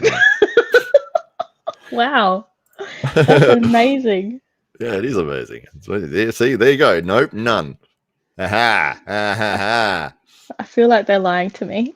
So this is the platform of truth right here. Nothing that is said is not 100% serious and should be taken as completely legitimate. I honestly think a very apt nickname for you, if you ever chose to change yours, could be Loki, because you are a god of trickery and mischief. Yeah, that probably would be reasonable, but then I would be compared to Tom Hiddleston, who... There's worse things to be compared to. I love him. Oh, do you? Have you seen his dancing? Yes, he's brilliant. He's quite good. He's got some good moves. He's got a good sense of humor. I like watching when you watch celebs on talk shows and they actually show they have like a good sense of humor. I do appreciate, and I like English humor a lot more than American comedy. No offense to the Americans in the chat, but I just find it's a little bit drier and it appeals to me a bit more. I just lost half my viewers. Thank you. I'm so sorry. These views do not represent the views of. I went from 2 to 1. No. No, there is a definite difference between Australian comedy, British comedy, and American comedy. I enjoy them all, but I think that sometimes Americans do find the English comedy a little bit strange or foreign. Maybe it's just not being exposed to it enough to really get the nuances and the subtleties. It's very that dry sort of humor. It's more underscored and understated, a lot of what they're doing, which is always my favorite sort of style, is when they're playing it straight but doing completely ridiculous things. The Young Ones is one of my all-time favorites for that reason. Right. Yeah. That humor is just so ridiculously stupid but also dry and just over the top, and it appeals to. I've laughed so much at that show. So with like Blackadder, anything like that is fantastic to me. Do you remember the Goodies? Yes, I know of. I didn't watch it a lot. I didn't grow up with a TV, to be fair. What? So yeah, I know. I didn't get a TV till I was 22. What? So shut up. So the only things I've watched have been in adulthood after being introduced to things. And my first husband was a massive fan of The Young Ones, and so I got introduced to that and absolutely loved it. What? Remember how I said my parents are Pentecostal? Well, we didn't have a TV. They could have had the religious channel. No, my nonna had that. Oh, God. No, so the church they went to does not agree with Benny Hinn. I don't know anything about him apart from he's on at 4 a.m. Well, there you go. But yeah, no, so we didn't have a TV. I had no TV, which was really annoying at school when we'd have like assignments to, watch a TV show and had to count how many minutes between adverts and stuff like that to work, like when we're looking at marketing, advertising, all that kind of stuff. And I'm like, I can't do it. I don't have a TV. And I had to listen to the radio instead, which was annoying. Wow. Why? So many questions. So many questions. Go for it. What was it like when you first got a TV? So I actually got a TV because I had my son and I kept falling asleep in the middle of the night while trying to feed him. And I thought maybe if I get a TV, it'll keep me awake. It didn't. But it was all right. Like, it was nice to have some background noise and funny things during the day. And like all the stuff that you guys will watch when you were kids, I was experiencing for the first time. And so it was great. You have to tune it.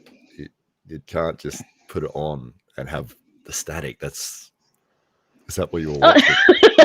No. I was like, huh? What? This TV has been overhyped for years. It's just black and white.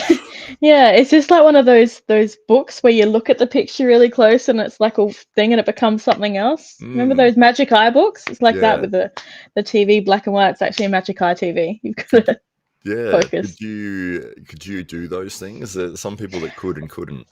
Yeah, so my stepdad had a couple of the books, and there were some of the pages I could, some I couldn't. Yeah, there was some that I could get, but it took me a while to learn how to get it. Yeah, so I think opening your eyes is usually the first. Looking at the page is the second step. Of course. That's what I was doing. I was looking at the wall. yeah, it's like my dad taught me how, and he said, you start with it close to your face and you kind of focus and then unfocus and you pull it out and the picture would appear. How But close to your face do you start? like that? like my nose would be touching the book. Yes. Pretty much as hands close as I'd is it? need, as close as it would need to be if I was looking at it without my glasses on. It's a hand. I'm leaving. I've had enough already. It was great. I don't know what we were talking about, but it ended up with a magic eye hand. TV, the fact I didn't have a TV. Right. So, when you would have got it though, because when I grew up, there's 5 channels. 2 of them were rubbish, complete rubbish. They were government channels, ABC and SBS. No one watched anything on that, and unless you watch SBS at night, because they would put world movies on, and there would be naked women Porn. every now and then. And you would watch the very start of the movie because they would give you the warning as to what you were going to see. And they'd be like, the following movie has been rated, M15. It contains nudity, sex scenes. You're like, yep, I'm watching this one. It's like adult themes, violence. It's like, this is perfect. I'm going to watch whatever this is. And it's in Spanish and it doesn't have subtitles. And you've got no idea what you're watching, but you're sitting there for 2 hours because maybe you'll get to see some boobs. Boobs. No, when I got a TV, they had all the 99 and the Hello channels and the extras channels. I liked watching, I think it was 99 and one of the 10 ones because it had all Seinfeld, Friends, that kind of stuff, and the other one had The Nanny and stuff like that. I liked both of them, so they were my go-to channels. Very mild, harmless things. I don't do horror. I can't do horror, which is the only reason I haven't watched your movie, but I will have nightmares forever and a day. So I am a chicken when it comes to scary things. Well, when you watch the movie, just tell me because I'll come to training in the outfit. So much trauma. No, I honestly couldn't watch it unless someone was sitting there letting me hold their hands and telling me when the scary things are about to happen so that I didn't have a heart attack every time. I'm really jumpy. My heart is not made for those kinds of jump scares. Ah, yes. Well, the whole movie is me tearing people to pieces. So, dude, I can't even play that pie face game that we were playing on Sunday because it's too jumpy. I can't do it. Yeah, that was funny. It doesn't always hit you in the face either. I don't even care about being hit in the face. If I know it's coming, it's fine. It's the fact that it's just out of nowhere. I might get hit, and that scares me. Even when it shoots the cards at you. No, don't surprise me. Should we watch the trailer for Spithood? I need to bring that up here because give people an idea as to what we're talking about. Can I close my eyes and la la la?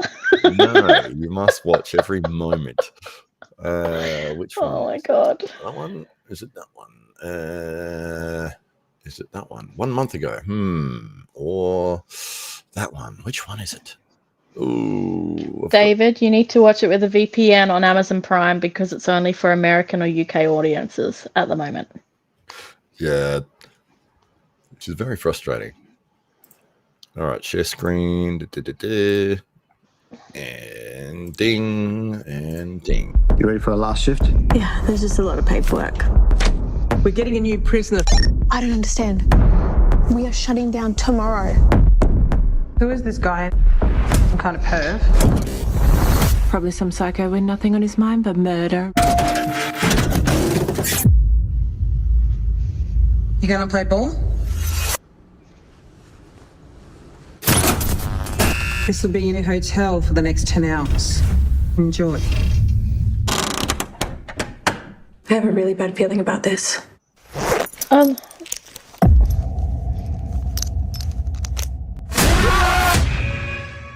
Attention!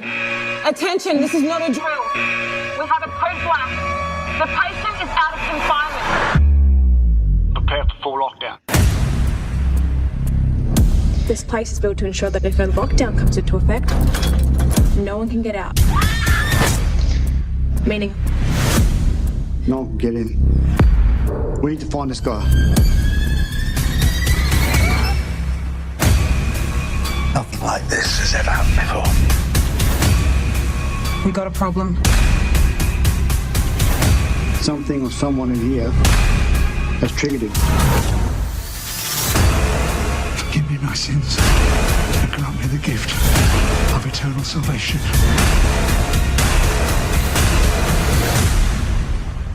Bet you didn't think this would happen on your last night.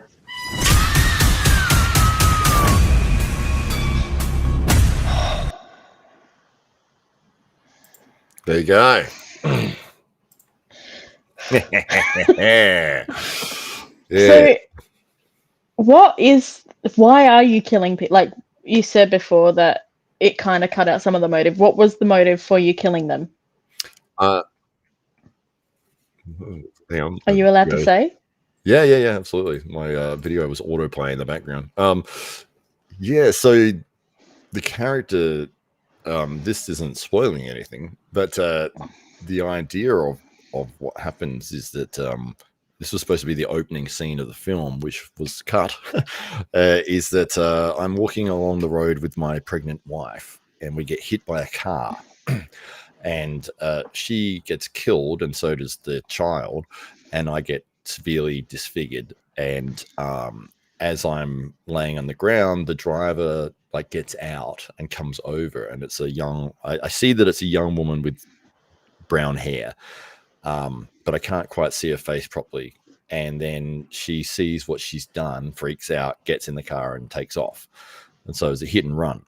And so this accident, sort of caused me to go a bit crazy, psychopathic, and then I'm furious that she has run off and basically killed my wife and daughter or son or whatever, and has now driven off. So I am tracking down girls that look like her and kill them.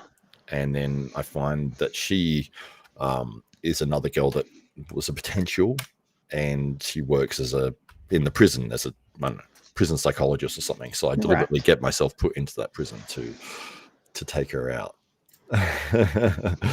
Wow. Yeah. But that's some motive. Yeah, well, that side of it was removed, which is what's disappointing. My auntie actually was a prison psychologist in a women's prison for a while, and she has some very interesting stories. That's a hectic job. Oh yeah, it would be. Absolutely. There's a lot of crazy people out there. The Drew, yell at these bums in Discord for me. Okay. David Hunks says, what was your favorite scene to shoot? Let me think for a second. There was, I think actually probably the thing that really stood out to me was I was concerned that it was going to not be very good. And when I was asked to do the role, I had said yes before seeing a script or anything like that, because Tibble Nettle, who is the writer of the film, has done some other work that I had liked, and I'd known him for several years. And so when he said, "Hey, I'm doing this horror film, I'd love you to play the lead bad guy. Would you be keen?" And I said, "Yeah, absolutely." And maybe 6 months later, he sent through the script, and I was like, "Okay, what's it called?" It's called Spit Hood. And I was like, okay. And then I start reading it, and I was like, oh, this doesn't sound great. You know what I mean? And I'm like, and I remember I was sort of like, I kind of hope this doesn't get made, because I don't want to. I've done so many films where it's just you do it and you get it back, and you're like, that's so bad that I can't use it for anything, and I don't want anybody to ever see it. And I was concerned that this was going to be similar. Anyway, so when we got to the set, and it was the first night, and I was looking around, and they had proper catering, they had a proper lighting department, they had runners and grips and a proper crew. I was like, oh, it's surprising. And then they filmed a scene which I wasn't in. I was just sort of hanging around watching, and I was watching it on the dailies, on the Rush camera, and it looked really good, visually. And I was like, oh, this actually, they're really doing a good job with this. And I was like, oh, I'm sort of surprised. I was like, oh, this is great. I'm happy to put in everything I can to do this because it looks like it'll come out and be really good. And so everything that I saw in terms of the rushes or the dailies or, you know, straight afterwards did look really good visually. And I was like, this is awesome. Like they're doing a really good job. And so from that aspect, you know, I was very, very happy and pleased. And then, you know, it from there, it's just whatever they decide to edit it and make it look like. But my favorite scene, I don't know if I had a favorite one. I did literally get not injured, but like hurt every single day that I was on set in some way or another. It was one of those things, if you're doing a very active, violent killing of somebody that's fighting for their life, usually they will fight for their life, which is, you know, requires them fighting back against you, even if it's, you know, make believe and they're not giving it 100%, but they're trying to make it look real. It's very hard to kick somebody's feet in a desperate attempt to scramble away from them and not make that look fake. You know, like it's you are literally kicking me in the feet with boots and I shoes on. How did you go having to? I hate walking around barefoot because I don't like dirty floors or dirty feet. Did that bother you? Because that would have just been like, I'm sorry, I can't do this. Yeah, it wasn't too bad. We were filming at the university in the city, so it was all you know, concrete floors and stuff like that. And but I did have one of the scenes where I was running full sprint chasing one of the guys, and I stepped on like, you know, those pins that they use to tack. Yes, and I stepped completely on it as I was running. So I stepped another maybe 5 or 6 steps with it in my foot. Yeah, so I had to dig in to get that out. Yeah, there's a lot of things that happen with no shoes. I think if you're going to be a murderer and a killer, definitely pick some steel cap boots. It's probably a good idea, because having no shoes makes everything more difficult. Matt's just giving tips on how to murder people right now on his podcast. Yeah. Great. Well, if somebody is out there and they are like... Also, second tip from me is please stay away from me. If you're going to be doing that just don't come near me, thanks. Do you want me to give your address or? Yeah, no.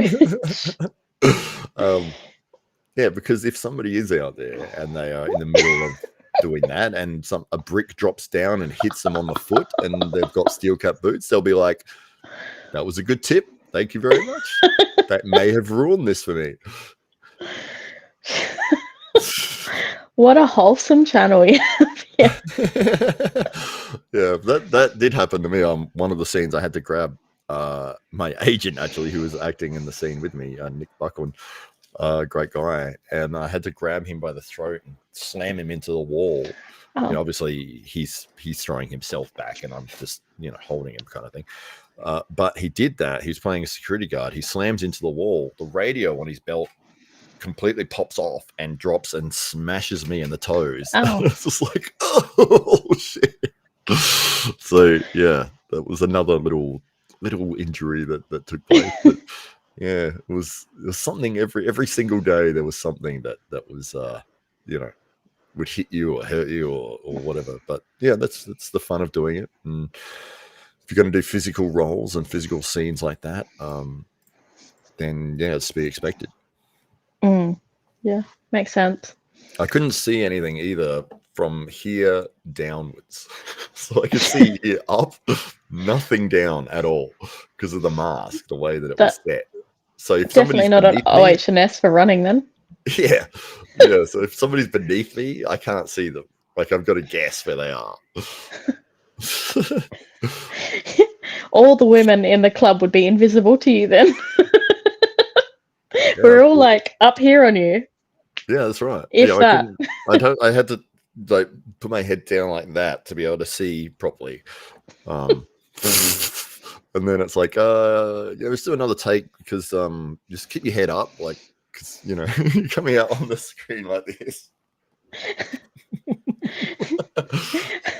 So you can see. Matt comes out with a seeing eye dog. Yeah, it's like this murderer's walking around like this.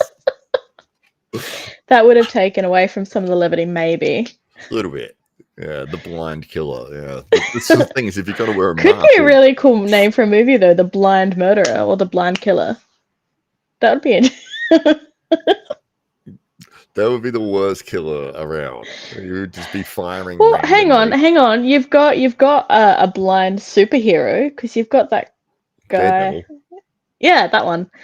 So why not have a blind villain? They could star together. But the Daredevil has all of his other senses have been enhanced so that he Well, can maybe the basically killer. see. Maybe the killer would as well. Well, now you're just making things up. That's what movies do. As far as I was movies aware. are based completely on fact. Uh-huh. Have you been to Hell's Kitchen? No, but I mean, if they're based completely on fact, I'm looking at a completely different light on like Twilight or anything with vampires now. So, Yeah, well, that's over in Pennsylvania, I think. isn't it Transylvania? Well, they also have Transylvania, but that gets cold in the winter, so they moved to Pennsylvania Ah, okay. because That's it's similar enough in the name. Yep. And this relates to arm wrestling because Because if you are a vampire that lives in Pennsylvania, you'll be very happy that we've mentioned you. great. Just all inclusive channel, murderers, vampires, including everyone. That's great. Yeah, this is their moment. They're like, oh, finally, somebody's recognized, and they've got it right. They know how cold it gets. So those winters in Transylvania are brutal. So Pennsylvania, here we come. Fair. And they Very, only have very to good. change the first little bit of the word on their address. And like the street number and all that. But Yeah, yeah, but, important part. That's the sacrifice that has to be made. With great sacrifice comes great reward. Oh, And but their hand does get tired after a certain period of time, and so it's really nice for them to, once they've done the first part, which change the address, change the number, and then by the time you get to the actual suburb or the state, hands tired, Sylvania. like you've had enough. You're like, oh god, I've only got enough for another 5 letters here, and then we got to write his pencil, and then the rest. I don't need to change the rest; it's all there. Just Penn and Tran, because Sylvania stays the same. That's right. Yeah, great. You see the value I'm giving to people here? Exponential value. Amazing. What a reward. People are going to be walking away from this show going, I learned so much. And I'm also never going to Pennsylvania. Or if I do, I will not be there at nighttime. And also they're going to wonder what drugs we take. CBD oil for you. Yes, but only at nighttime. I'm completely sober. This is sober, Fraj. Oh, Yeah. really? Yes. Yes. Right. So what's the CBD when you've taken that and say you have to stay awake for an hour or whatever? It takes a bit to kick in. So with the oil, takes me about an hour for me to start feeling the effects. So I think last night I took it at 9:30. My parents called at 10:30, and I felt it like just start kicking in. I get really relaxed. My mind stops thinking about a million things, and I can just focus on one. But then as it progresses, I get to the point I can't actually talk very well at all. So like I will start a sentence, completely forget, and just stop. And then maybe start another sentence and be like, wait, did I finish that? Like, oh my God. And like the first time I started using it for like sleep, actually used it for pain relief when I did my knee and I had surgery. I did my ACL. And I was on this pain relief that was making me itch like a mofo. And it was driving me so because I couldn't sleep. And someone said, why don't you try like weed? So I had brownies and I had taken one for the last couple of nights. It was great. Forgot about the pain and could actually sleep. The third night, I don't know what was different about this one, but I was messed up. And I was trying to talk to the person that was looking after me. And I remember talking and I said to him, am I making sense? He goes, none, not one iota. I'm like, okay, don't look at me. Just leave me alone. I'm so embarrassed. I'm like, just leave me to my little stoned corner of the bed and let me be. Wow. But yeah, so it can get pretty. I just don't want to focus on anything. I just relax, and it makes me tired for me. If I don't go to sleep though quick enough after that kicks in, I will get munchies. So I try not to do that part because I'm fat enough. So I really try. I really try and like be ready for bed before I take it. Normally I'll take it, have a shower and jump into bed to let it kick in. Right. Yeah. Have you caught yourself with the munchies and gone and eaten the whole house? The one that made me learn, okay, because I had showered and I'd taken it and I thought I'm just going to read a little bit of a book. But I started reading the book and then it was actually a really good book and I got stuck into this book and then I got to the point I'm like, I can't actually really, this page is not making sense, and I realized that it kicked in. And I ate a whole Easter bunny and 2 peanut butter cups. And I was like, okay, that's not going to happen again. So we try not to let that happen. Yeah, especially because I don't have any more Easter bunnies, but because I really don't need that much extra food in my belly. Aha. Yes. Well, it's interesting though. The book was probably getting better and better. Probably. It's amazing. It's about vampires living in Pennsylvania. No, well, it was a good book, but I realized it kicked in when I actually couldn't read anymore. Like I couldn't read the words anymore, and then I was like, why can't I read? Oh, because you're stoned. Right. Yes. Yes. I remember being very drunk trying to read the newspaper at Hungry Jack's, which is a burger place, Burger King. And I had the newspaper spread out on a table in front of me, and I could not get the words to focus, and I was getting my head closer and closer and I ended up hitting my head on the table. Have you seen that video of that drunk guy? And he is so drunk, and his wife's laughing. He's trying to eat a sandwich, and he's trying to eat the sandwich, and he just can't get it in his mouth. And she's going, eat, and he goes, I'm trying, and he's literally putting it to the side. He cannot get it. It's probably the funniest drunk video I've ever watched of anyone. Hello, Wow. Mr. Stockbridge. Well, somebody has joined us here. It is none other than the King of Sting, the Count of Monte Cristo, the Thunderlips, the ultimate male. It is the winner of the Dave Stockbridge of the Year award. I don't think you've got it there, but it is usually held aloft by the illustrious man with the illustrious beard. It is none other than your friend and mine. It is Dave Stockbridge. Stockbridge, welcome to the show. I feel ripped off. I didn't get an introduction. Thank you very much for the very warm introduction as always, Hollywood Matt Connolly, and season's greetings. Yes, how was your Christmas over there? Merry Christmas to you both. And what happened in the world of arm wrestling whilst some people had Christmas yesterday? Yeah, Franch, you go first.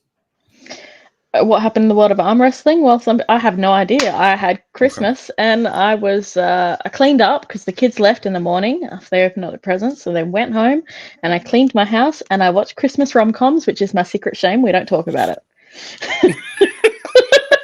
Was it Love Actually? Do you know what? Okay, I had never watched that movie before until yesterday. I was like, you know what? I'm actually finally going to watch it because everyone talks about it and I don't know. Because I normally watch like the real cheesy ones, like the Hallmark ones that are terrible, and I just love them because they're ridiculous and they'll never happen. But I actually watched Love Actually yesterday and I was quite happy with it. I love Hugh Grant, and so it was a win for me. I liked it. Oh, there you go. Were you also on CBD oil at the same time? No, no, this was before I took my prescribed CBD oil. Yeah, no, I literally only take it for sleep. It is something I have only night but it was, yeah, I love Christmas rom-coms. They're like my favorite. I watched the really pathetic ones like A Christmas Prince and The Text Before Christmas and they're terribly cheesy Hallmark movies, and I love them. You know, you went prescribed like that, meaning that it's not prescribed. No, I said I didn't do this. I said like prescribed. I did that. Rewind it. Play it back. I could get my prescribed bottle. It's over there. Oh no! Well, it's prescribed, everybody. I went like this. I went prescribed to make my thing, not this. I should make a poll. Which was it, 2 fingers or 1? I'll give you a finger in a minute. Oh, that sounds terrible. That does not sound good at all. Yes, well. Dave, how was your Christmas? Christmas was great. Christmas was wonderful. My wife does an outstanding job of Christmas. She took the reins and made Christmas magic happen for everybody. So it was wonderful. So What was on the menu? we're just entering to day 2, like the leftovers. I think it was the 3rd meal of leftovers now, and it's pretty. I'll be sleeping well tonight. That's for sure. What was on the menu? Roasted meats of various types. So I think it was roast pork. I didn't have any of that, but it was roast pork. Same with the turkey. I don't like turkey much, but there was an old family recipe for crumbed chicken, which, if you speak to my mum, it is completely different to chicken schnitzel. Nothing similar. It's breadcrumbs around chicken, but it is definitely not chicken schnitzel. Of course not. So and she passed on the recipe to my wife, who recreated it for the first time this year. So that's a bit of a Christmas treat. We also have crumb mushrooms every year, and a delicacy called onion bread, which I've had that. It's nice. Yeah. So for people that my mum claims to be allergic to garlic. So garlic bread, and so she gets onion bread, and onion bread, the main ingredient, well, the seasoning, what makes it not taste like just bread, is French onion mix, which one of the primary ingredients, of course, is garlic salt, but nonetheless but we're very happy with the end result, which is and the main, I think it came from like a Woman's Weekly recipe from like the late 1970s, and it's a French onion stick and margarine and dipped in French onion mix, and then soup mix, and then put into alfoil and put away 15 minutes on the oven, and it's so we have that once a year, and it's something we all look forward to. And there's I think we're almost finished with it now with the leftovers, so it makes for a very interesting Boxing Day breakfast. Sure. It sounds like one of those things that when it's cooking in the oven, everyone's like, "Oh, I'm hungry now." Yeah. Yeah. It does that. And it's weird because it's absolutely delicious. Like, we love it. It's fantastic. But for the rest of it, we'll never have it again. Like, not until next Christmas. That's it. It's once a year. But it's great. It's great. Yeah, I think generations of yore might have had like pickled walnuts, and that might have been at some, that would have been the little delicacy or whatever it was. And now for us, it's onion bread. Wow. So yeah. So that was it was great, and she pulled it all off, and we had some of the in-laws around and the mums over, and it was great. It was great, nice, very, very, very, very good. So unfortunately, we don't have too many little kids running around anymore, but it was still good fun. You can borrow mine if you want. Like just for Christmas. It's a Boxing Day special. Take the 4-year-old. It'll be great. Did you get any interesting Christmas gifts? Well, the reason I was asking about what's been going on in the world of arm wrestling, is this still an arm wrestling podcast, by the way? No. This is a Pennsylvania vampire. It's now moved into more the variety. It's out of the sports and into variety now. Yeah. We're experts on many things. Nothing real though. It's finally morphed into what I always wanted it to be, which was like the hey it's Saturday of arm wrestling. So it's perfect. Sorry, I could probably leave the chat and it would add so much value to the rest of the podcast if you'd like. No, it's the Christmas Day special right now, I think. Maybe the star. Well, you would be if your camera was on landscape. I think then you would. Oh no, you've ruined everything. There we go. No. Yeah, look. It worked. It was fine. Oh, it worked. It worked. All right, give me a sec. I was just saying that it ruined it because I wanted you to feel because you could see my face now. Yeah, you're like this checks out before. Now you're like. There you are. There we go. It was that You can easy. see my lovely bed with a multitude of cushions because I'm that woman. Oh, do you put them on there every day and then take them off again? Yes, Oh yes, my I God. do. And I have more cushions on my chaise lounge and another one on the reading chair. Your greeting chair? My reading chair. It's right next to my bookshelf. Right. It's a designated chair. Yeah, I literally searched and searched for that chair because I knew exactly what I wanted and I had to find it and it came from America Right and I there. love it. It Right is there. my favorite chair. Right there in your room. You didn't have to look too hard. It was right there in your room the whole time. I hate you, Matthew. I hate you. I guess we're all on a quest for the ideal reading chair, and that may be why I don't have one. I just haven't given it thought till now. It's and a now wingback chair. It's velvet. It looks beautiful. It's the perfect forest green that I wanted. It's got the right arm length so you can rest your elbows on to hold your book at the right height. It's perfect. Very good. Sounds Sounds to like read you know Harry it. Potter novels on. Yes, and John Grisham and Matthew Connolly and everything else I like. Matthew Connolly. Oh, Yeah. me? Do you mean Michael Connolly or Matthew Connolly? Michael Connolly, sorry. Yes. Yeah. But I will Right. take credit for I his mean, book. there is a book coming out, but a lot of people don't know about it. And, Yeah. so that's why And nothing in that book is true. That whole there's deny it's called everything. Engen and Me. Forwards written by Ryan Bowen. And it's a snowmobile on the front cover. Yeah. Oh my. Yeah. So it's a rom-com. You'd like it. It's like the two of us that are arguing for at each next other, year like, when the series comes Oh. out. I will say, speaking of rom-coms and arm wrestling, I actually love the amount of bromance in the clubs. Like, I think it's a great place for positive, like, masculinity. I love when you see, like, a guy come in and he's got a new stretch mark and everyone will be like, oh, look at that stretch mark. You got gains. It's so cute. Your bromances are adorable and I love it. I love that for watching it is great. Oh, that's good. So that would make a great rom-com, just arm wrestling bros. There Locker are room chats about stretch marks and Muscle stretch marks, not fat ones. They're the ones that I have. it is a very supportive community, and that's one of the things that I really do love about it is that people can come along and be welcomed into the group straight away. And it's one of the big things I like is that when we finish training, it's like, we're going out for dinner. Do you want to come for dinner? And they're like, what, really? And it's like, yeah, we're just going across the road for food. Like, come and hang out with us. It's like, oh, all right then. And all of a sudden they're having dinner with us, and then it's like after dinner, it's like, we're going to have ice cream and play card games till midnight. Do you want to do that? And yeah, I guess so. And then they spent 7 hours with us now doing silly, funny things, and it's like, by 3 a.m. they're moving in, the removals van setting up out the front, they're carrying the stereo indoors, bringing their pot plants. So, yeah, that's right. My least favorite part of that is trying to make the decision on where we're going to go for food.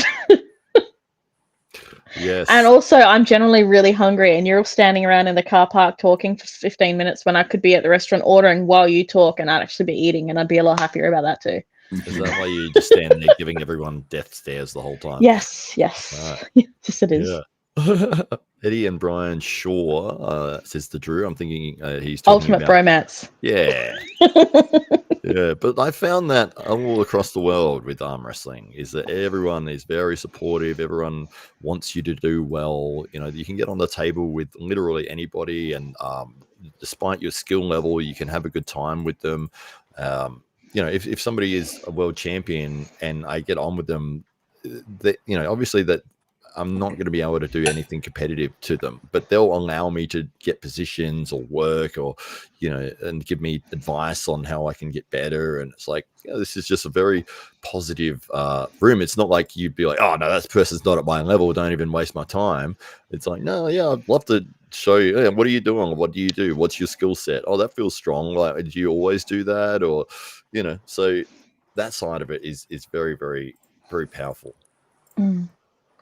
I like pulling against like the bigger, stronger people, which is pretty much everyone in the gym, only because I don't go to the gym. So it's actually how I build muscle is like tearing my muscles, trying to pull them, and then I heal for the week, and then I come back and do it all again the next week. So when you're all telling me I'm getting stronger, it's all your fault. So thank you so much. That's it. Absolutely. Dave, we haven't seen you at the club for a little while, but do you get that same feeling when you first walked in or when you first got involved in the sport? Yeah, I think the sport's got wonderful camaraderie at all levels, and it doesn't matter if it's your first day walking into any club. I can't think of a club that's so cliquey that they wouldn't warmly embrace any new face that walked through the door, you know, and it doesn't matter where you might be in the country, and I suspect around the world it's the same. It's one of the most, when people talk about inclusivity, you know, there is actually few more inclusive sports than arm wrestling, you know, except for those people that don't have arms. Right. They're armless though. I mean, you don't. Have you seen that video where it was, I think it was the Paralympics or something, and the guy that got second place, he went to give him his medal and realized he doesn't have arms. That was the worst. Went to shake his hand. That's the one. The look on his face when he's like, I messed up. He puts the medal on and then he goes like this, and then he's like, and he just sort of pats the guy. Awkwardly on the shoulder. I would die. I would want to die 1,000 deaths if I did that to someone. I would feel like the worst person. I had when I was doing security work, there was a guy who was blind who asked me to help walk him to the road. He said, my parents are going to pick me up in the car. Can you just walk me out to the road? I'm like, no worries. So we walk out there. I'm talking to him, and I said, so they're picking you up here? And he goes, yeah. And I said, what color is the car? What's it look like? Oh no. And he goes, I don't know. I'm blind. And I was like, oh, right. Sorry. What does it sound like? Yeah, does it sound like a car with wheels? It's a Tesla. Because this is probably it. Oh no, that's not it. All right, never mind. I have Does actually. It sound like a red Holden. Yeah. So when I was 16, my mum used to always pick me up after work, and she had a Tarago. And I remember one time walking out, saw the Tarago open the back door to get in, and it was this mum and her 5 kids staring at me in horror because they had no idea who it was, and I've just tried to jump in their car because I didn't know what I was Oh no. Yeah, that was pretty horrifying for her. I was also mortified, but she was terrified. That's great. That's awesome. So what you had, it seems like you're alluding to something that happened yesterday, Dave, in the arm wrestling world. I don't know. Oh. It just seems that every week something's going on in the world of arm wrestling. Engen isn't the king of East versus West any longer. There is the new management team was announced at King of the Table just on the other side of Christmas, and you know that's the most significant promotion in the world right now.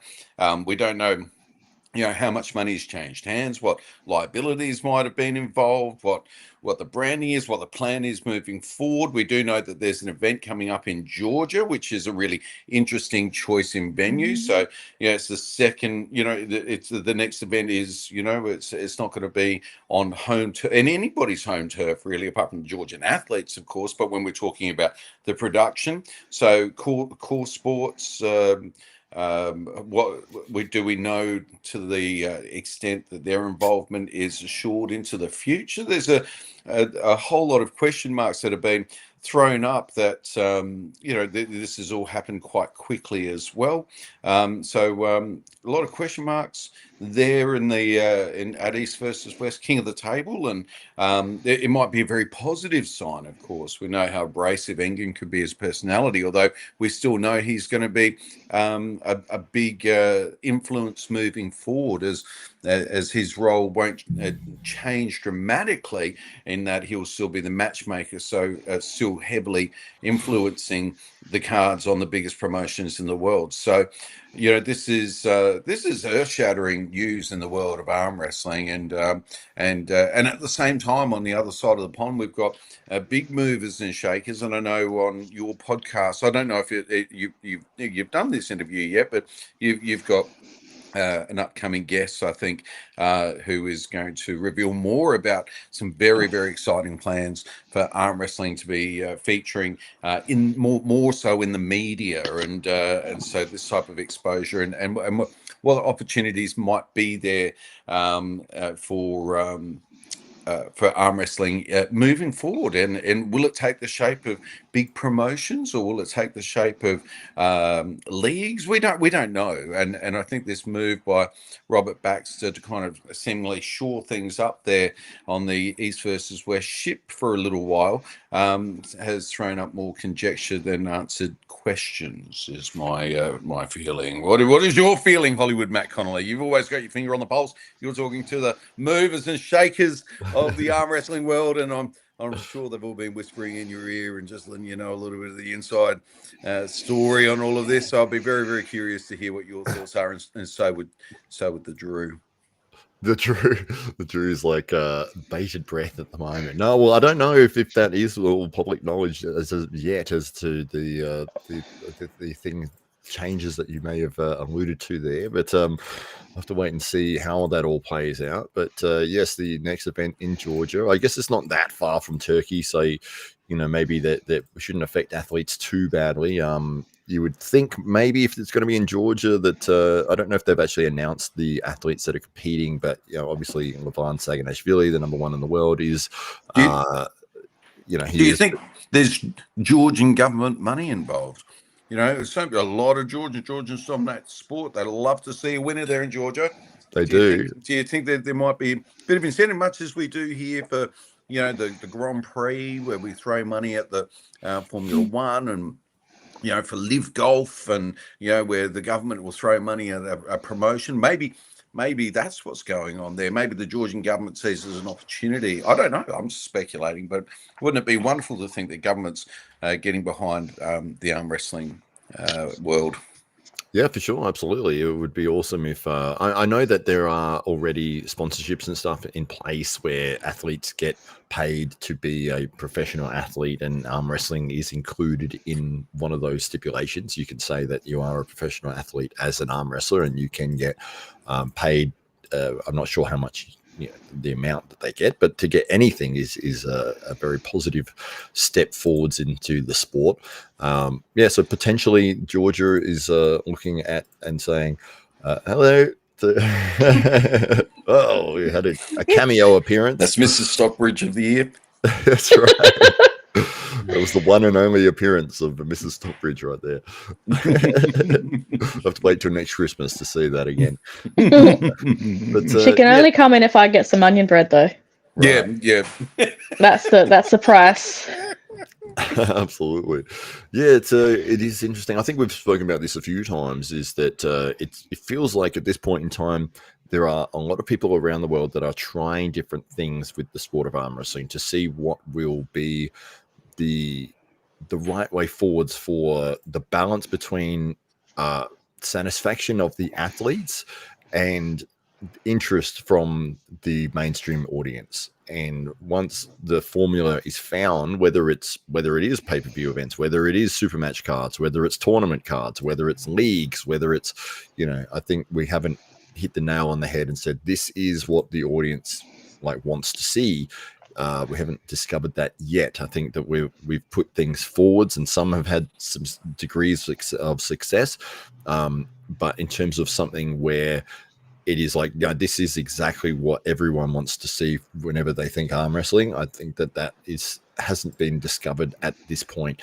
But there are a lot of organizations out there trying different things, different rule sets, different table designs, different formats, different production qualities, and to mix degrees of success. And sometimes things really click with the audiences, and sometimes they don't. So I think over the next few years, it will be a sort of a discovery period as to, which format of arm wrestling works best for the presentation of the sport. Yeah, it's very interesting. It'd be interesting to see what changes Robert Baxter has in mind. Why he has ultimately taken the reins and made that investment. That is public information. That was all announced at King of the Table. So, great. Yeah. It's like, go mad, man. Oh, shit, Oh, Yes. Well, sometimes I make that actually mistake and miss it? say Now he's something, doing and I'm like, everything. "Oh No. shit!" That people weren't supposed to know that. It's Yeah, all out there. They made the big announcement, and then he introduced his one of his new team members. So he came out and made the announcement about the upcoming Georgia event, and they were very deferent to Engen and had a little Engen celebration at the end, and asked everybody to take a selfie, and asked everybody in the crowd behind them to say Engen instead of cheese. Are you serious? So Engen, and they took a photo and they sent it to Engen, because of course Engen would have actually been watching. It would appear, and sent the picture, a little selfie, off to Engen, just to and let Engen know that they were thinking of him, and he was back home in Turkey, and they were in America, and they were making this big announcement that, yep, they're taking over, but Engen's still a big part, and we love him, and we still honor Engen, and it was nice. It was nice the way that they did that. I thought that was thoughtful. So they did that, and yeah, it was nice. And so very respectful. I was surprised that he wasn't there. No, I mean, I wonder what he had on. But anyway, he wasn't there. He was probably washing his hair. But it was nice that they did the photo, and they sent that over to him, and then made the big announcement about Georgia. And Robert's firmly in control. He's got his hands on the wheel now, so it'll be great to see what comes next after Georgia. Maybe Georgia was locked in before they made the purchase, and so they're just rolling forward with that. Maybe it's something they have planned and in the works beforehand. Not sure, but it's an interesting, very interesting development, and it'd be interesting to see what Deeper Pockets can do in order to better promote the sport and provide more opportunities. But there's also been other news from the East versus West team. I don't know if Matt shared that as well, where another event that was slated is perhaps in doubt.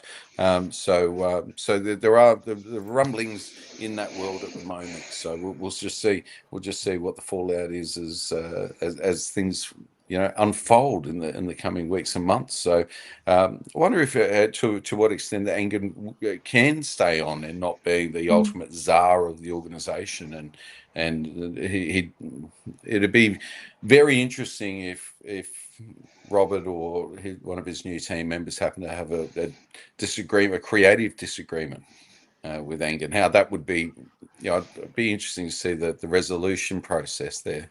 I wonder how that would. Yeah, I wonder if they've got tribunal they've got set up for that already, but I don't know. I wonder if they've got a no compete clause, so that if he was let go, then he was prevented from just starting another organization. Throws up a lot of questions, doesn't it? I wonder. It'd be interesting. I wonder how rock solid all of those contracts are, because presumably they bought East versus West, the brand, and also I don't know what Core Sports involvement, but I don't know what the whole mix up is, but there's some crossover there, and so they've got like some production capacity. One would presume they've got the brands, they've got these contracts, which is really what supports the value, because we know if one or two big names don't compete, that pay-per-view numbers really do drop off. So it's going to be an interesting time, because in this transition, will some athletes revisit those contracts or start to weigh up what other opportunities, and like Matt was I think has planned is a discussion around what opportunities are looking like in other marketplaces outside of East versus West and King of the Table. There's a whole revolution going on in the world of arm wrestling, and everybody's trying their thing right now. Yeah, absolutely. Yeah, for sure. It's an interesting time in the sport. Mm-hmm. Yes, it certainly is. And but I'm interested in what AWE is going to be doing in 2025. Well, you could inform the people, if you like? Well. I think there's a little something planned for around March time. We're inching towards locking in plans for a March event, which will reveal to the world, we think, a new category of arm wrestling athletes to the world, a new level, and so we're really looking forward to sharing that with Very everybody. cryptic. I think more will be. I'm the only person in this conversation that doesn't know what's happening. Yes, this is that demographic that we haven't been inclusive before. It's the arm wrestlers without arms. Yes, So that's it's a right. new market for us. It's definitely It an could be like- untapped resource. We could do Huge, leg wrestling, Slap. Matt. We think this is like Oh, God. huge. All right, so AWE are putting in all their eggs into this basket in 2025. So Yeah. It's Is it gonna be leg wrestling? Foolproof plan. maybe if this doesn't work out, leg wrestling. Yes. We did. So after training one night, we did this leg where you sort of lay like opposite directions next to each other and you swing your legs up and then you hook your legs together and you've got to try and pull the other person. We did that after training. Because your arms are warming up. But we actually tried after training, and King Kyle, Princess Kyle, was the champion of it. But Champion of scissoring. yes, but it was actually quite funny. It would be funny to watch as a sport, and probably less stupid than slap. Well, women actually have an advantage physically, genetically with that. Their flexibility. Yeah, so it's crazy. I've seen a lot of like very strong guys. I would like try to say that. generally, because I'm probably one of the least flexible people you will ever meet in your life. I can't touch my toes, and my arms, if I lay down, they do not touch the floor because my shoulders are too tight. Wow. I am not flexible. Yeah. I've always been stronger than normal, but not flexible. Is that why you're not that great at scissoring? I feel like my restriction on that is the fact that I'm straight. But yeah, we'll go with that. We'll go with my flexibility. Okay. Yeah. It could be a reason. And on that note, I need to leave.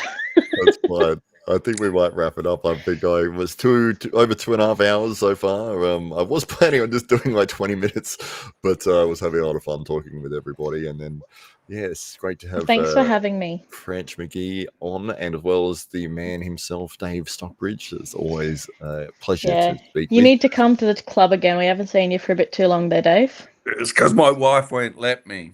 Bring her along. She can arm wrestle me. It'd be great. She's been once. Yeah, she came along once and had a go. Well, she can come again. Very, very strong. She's very strong lady. We'll bring her along and let me have a go. We might make it a date. We might come out one night. So we'll roll out the red carpet for you. Well, I hope to see you soon.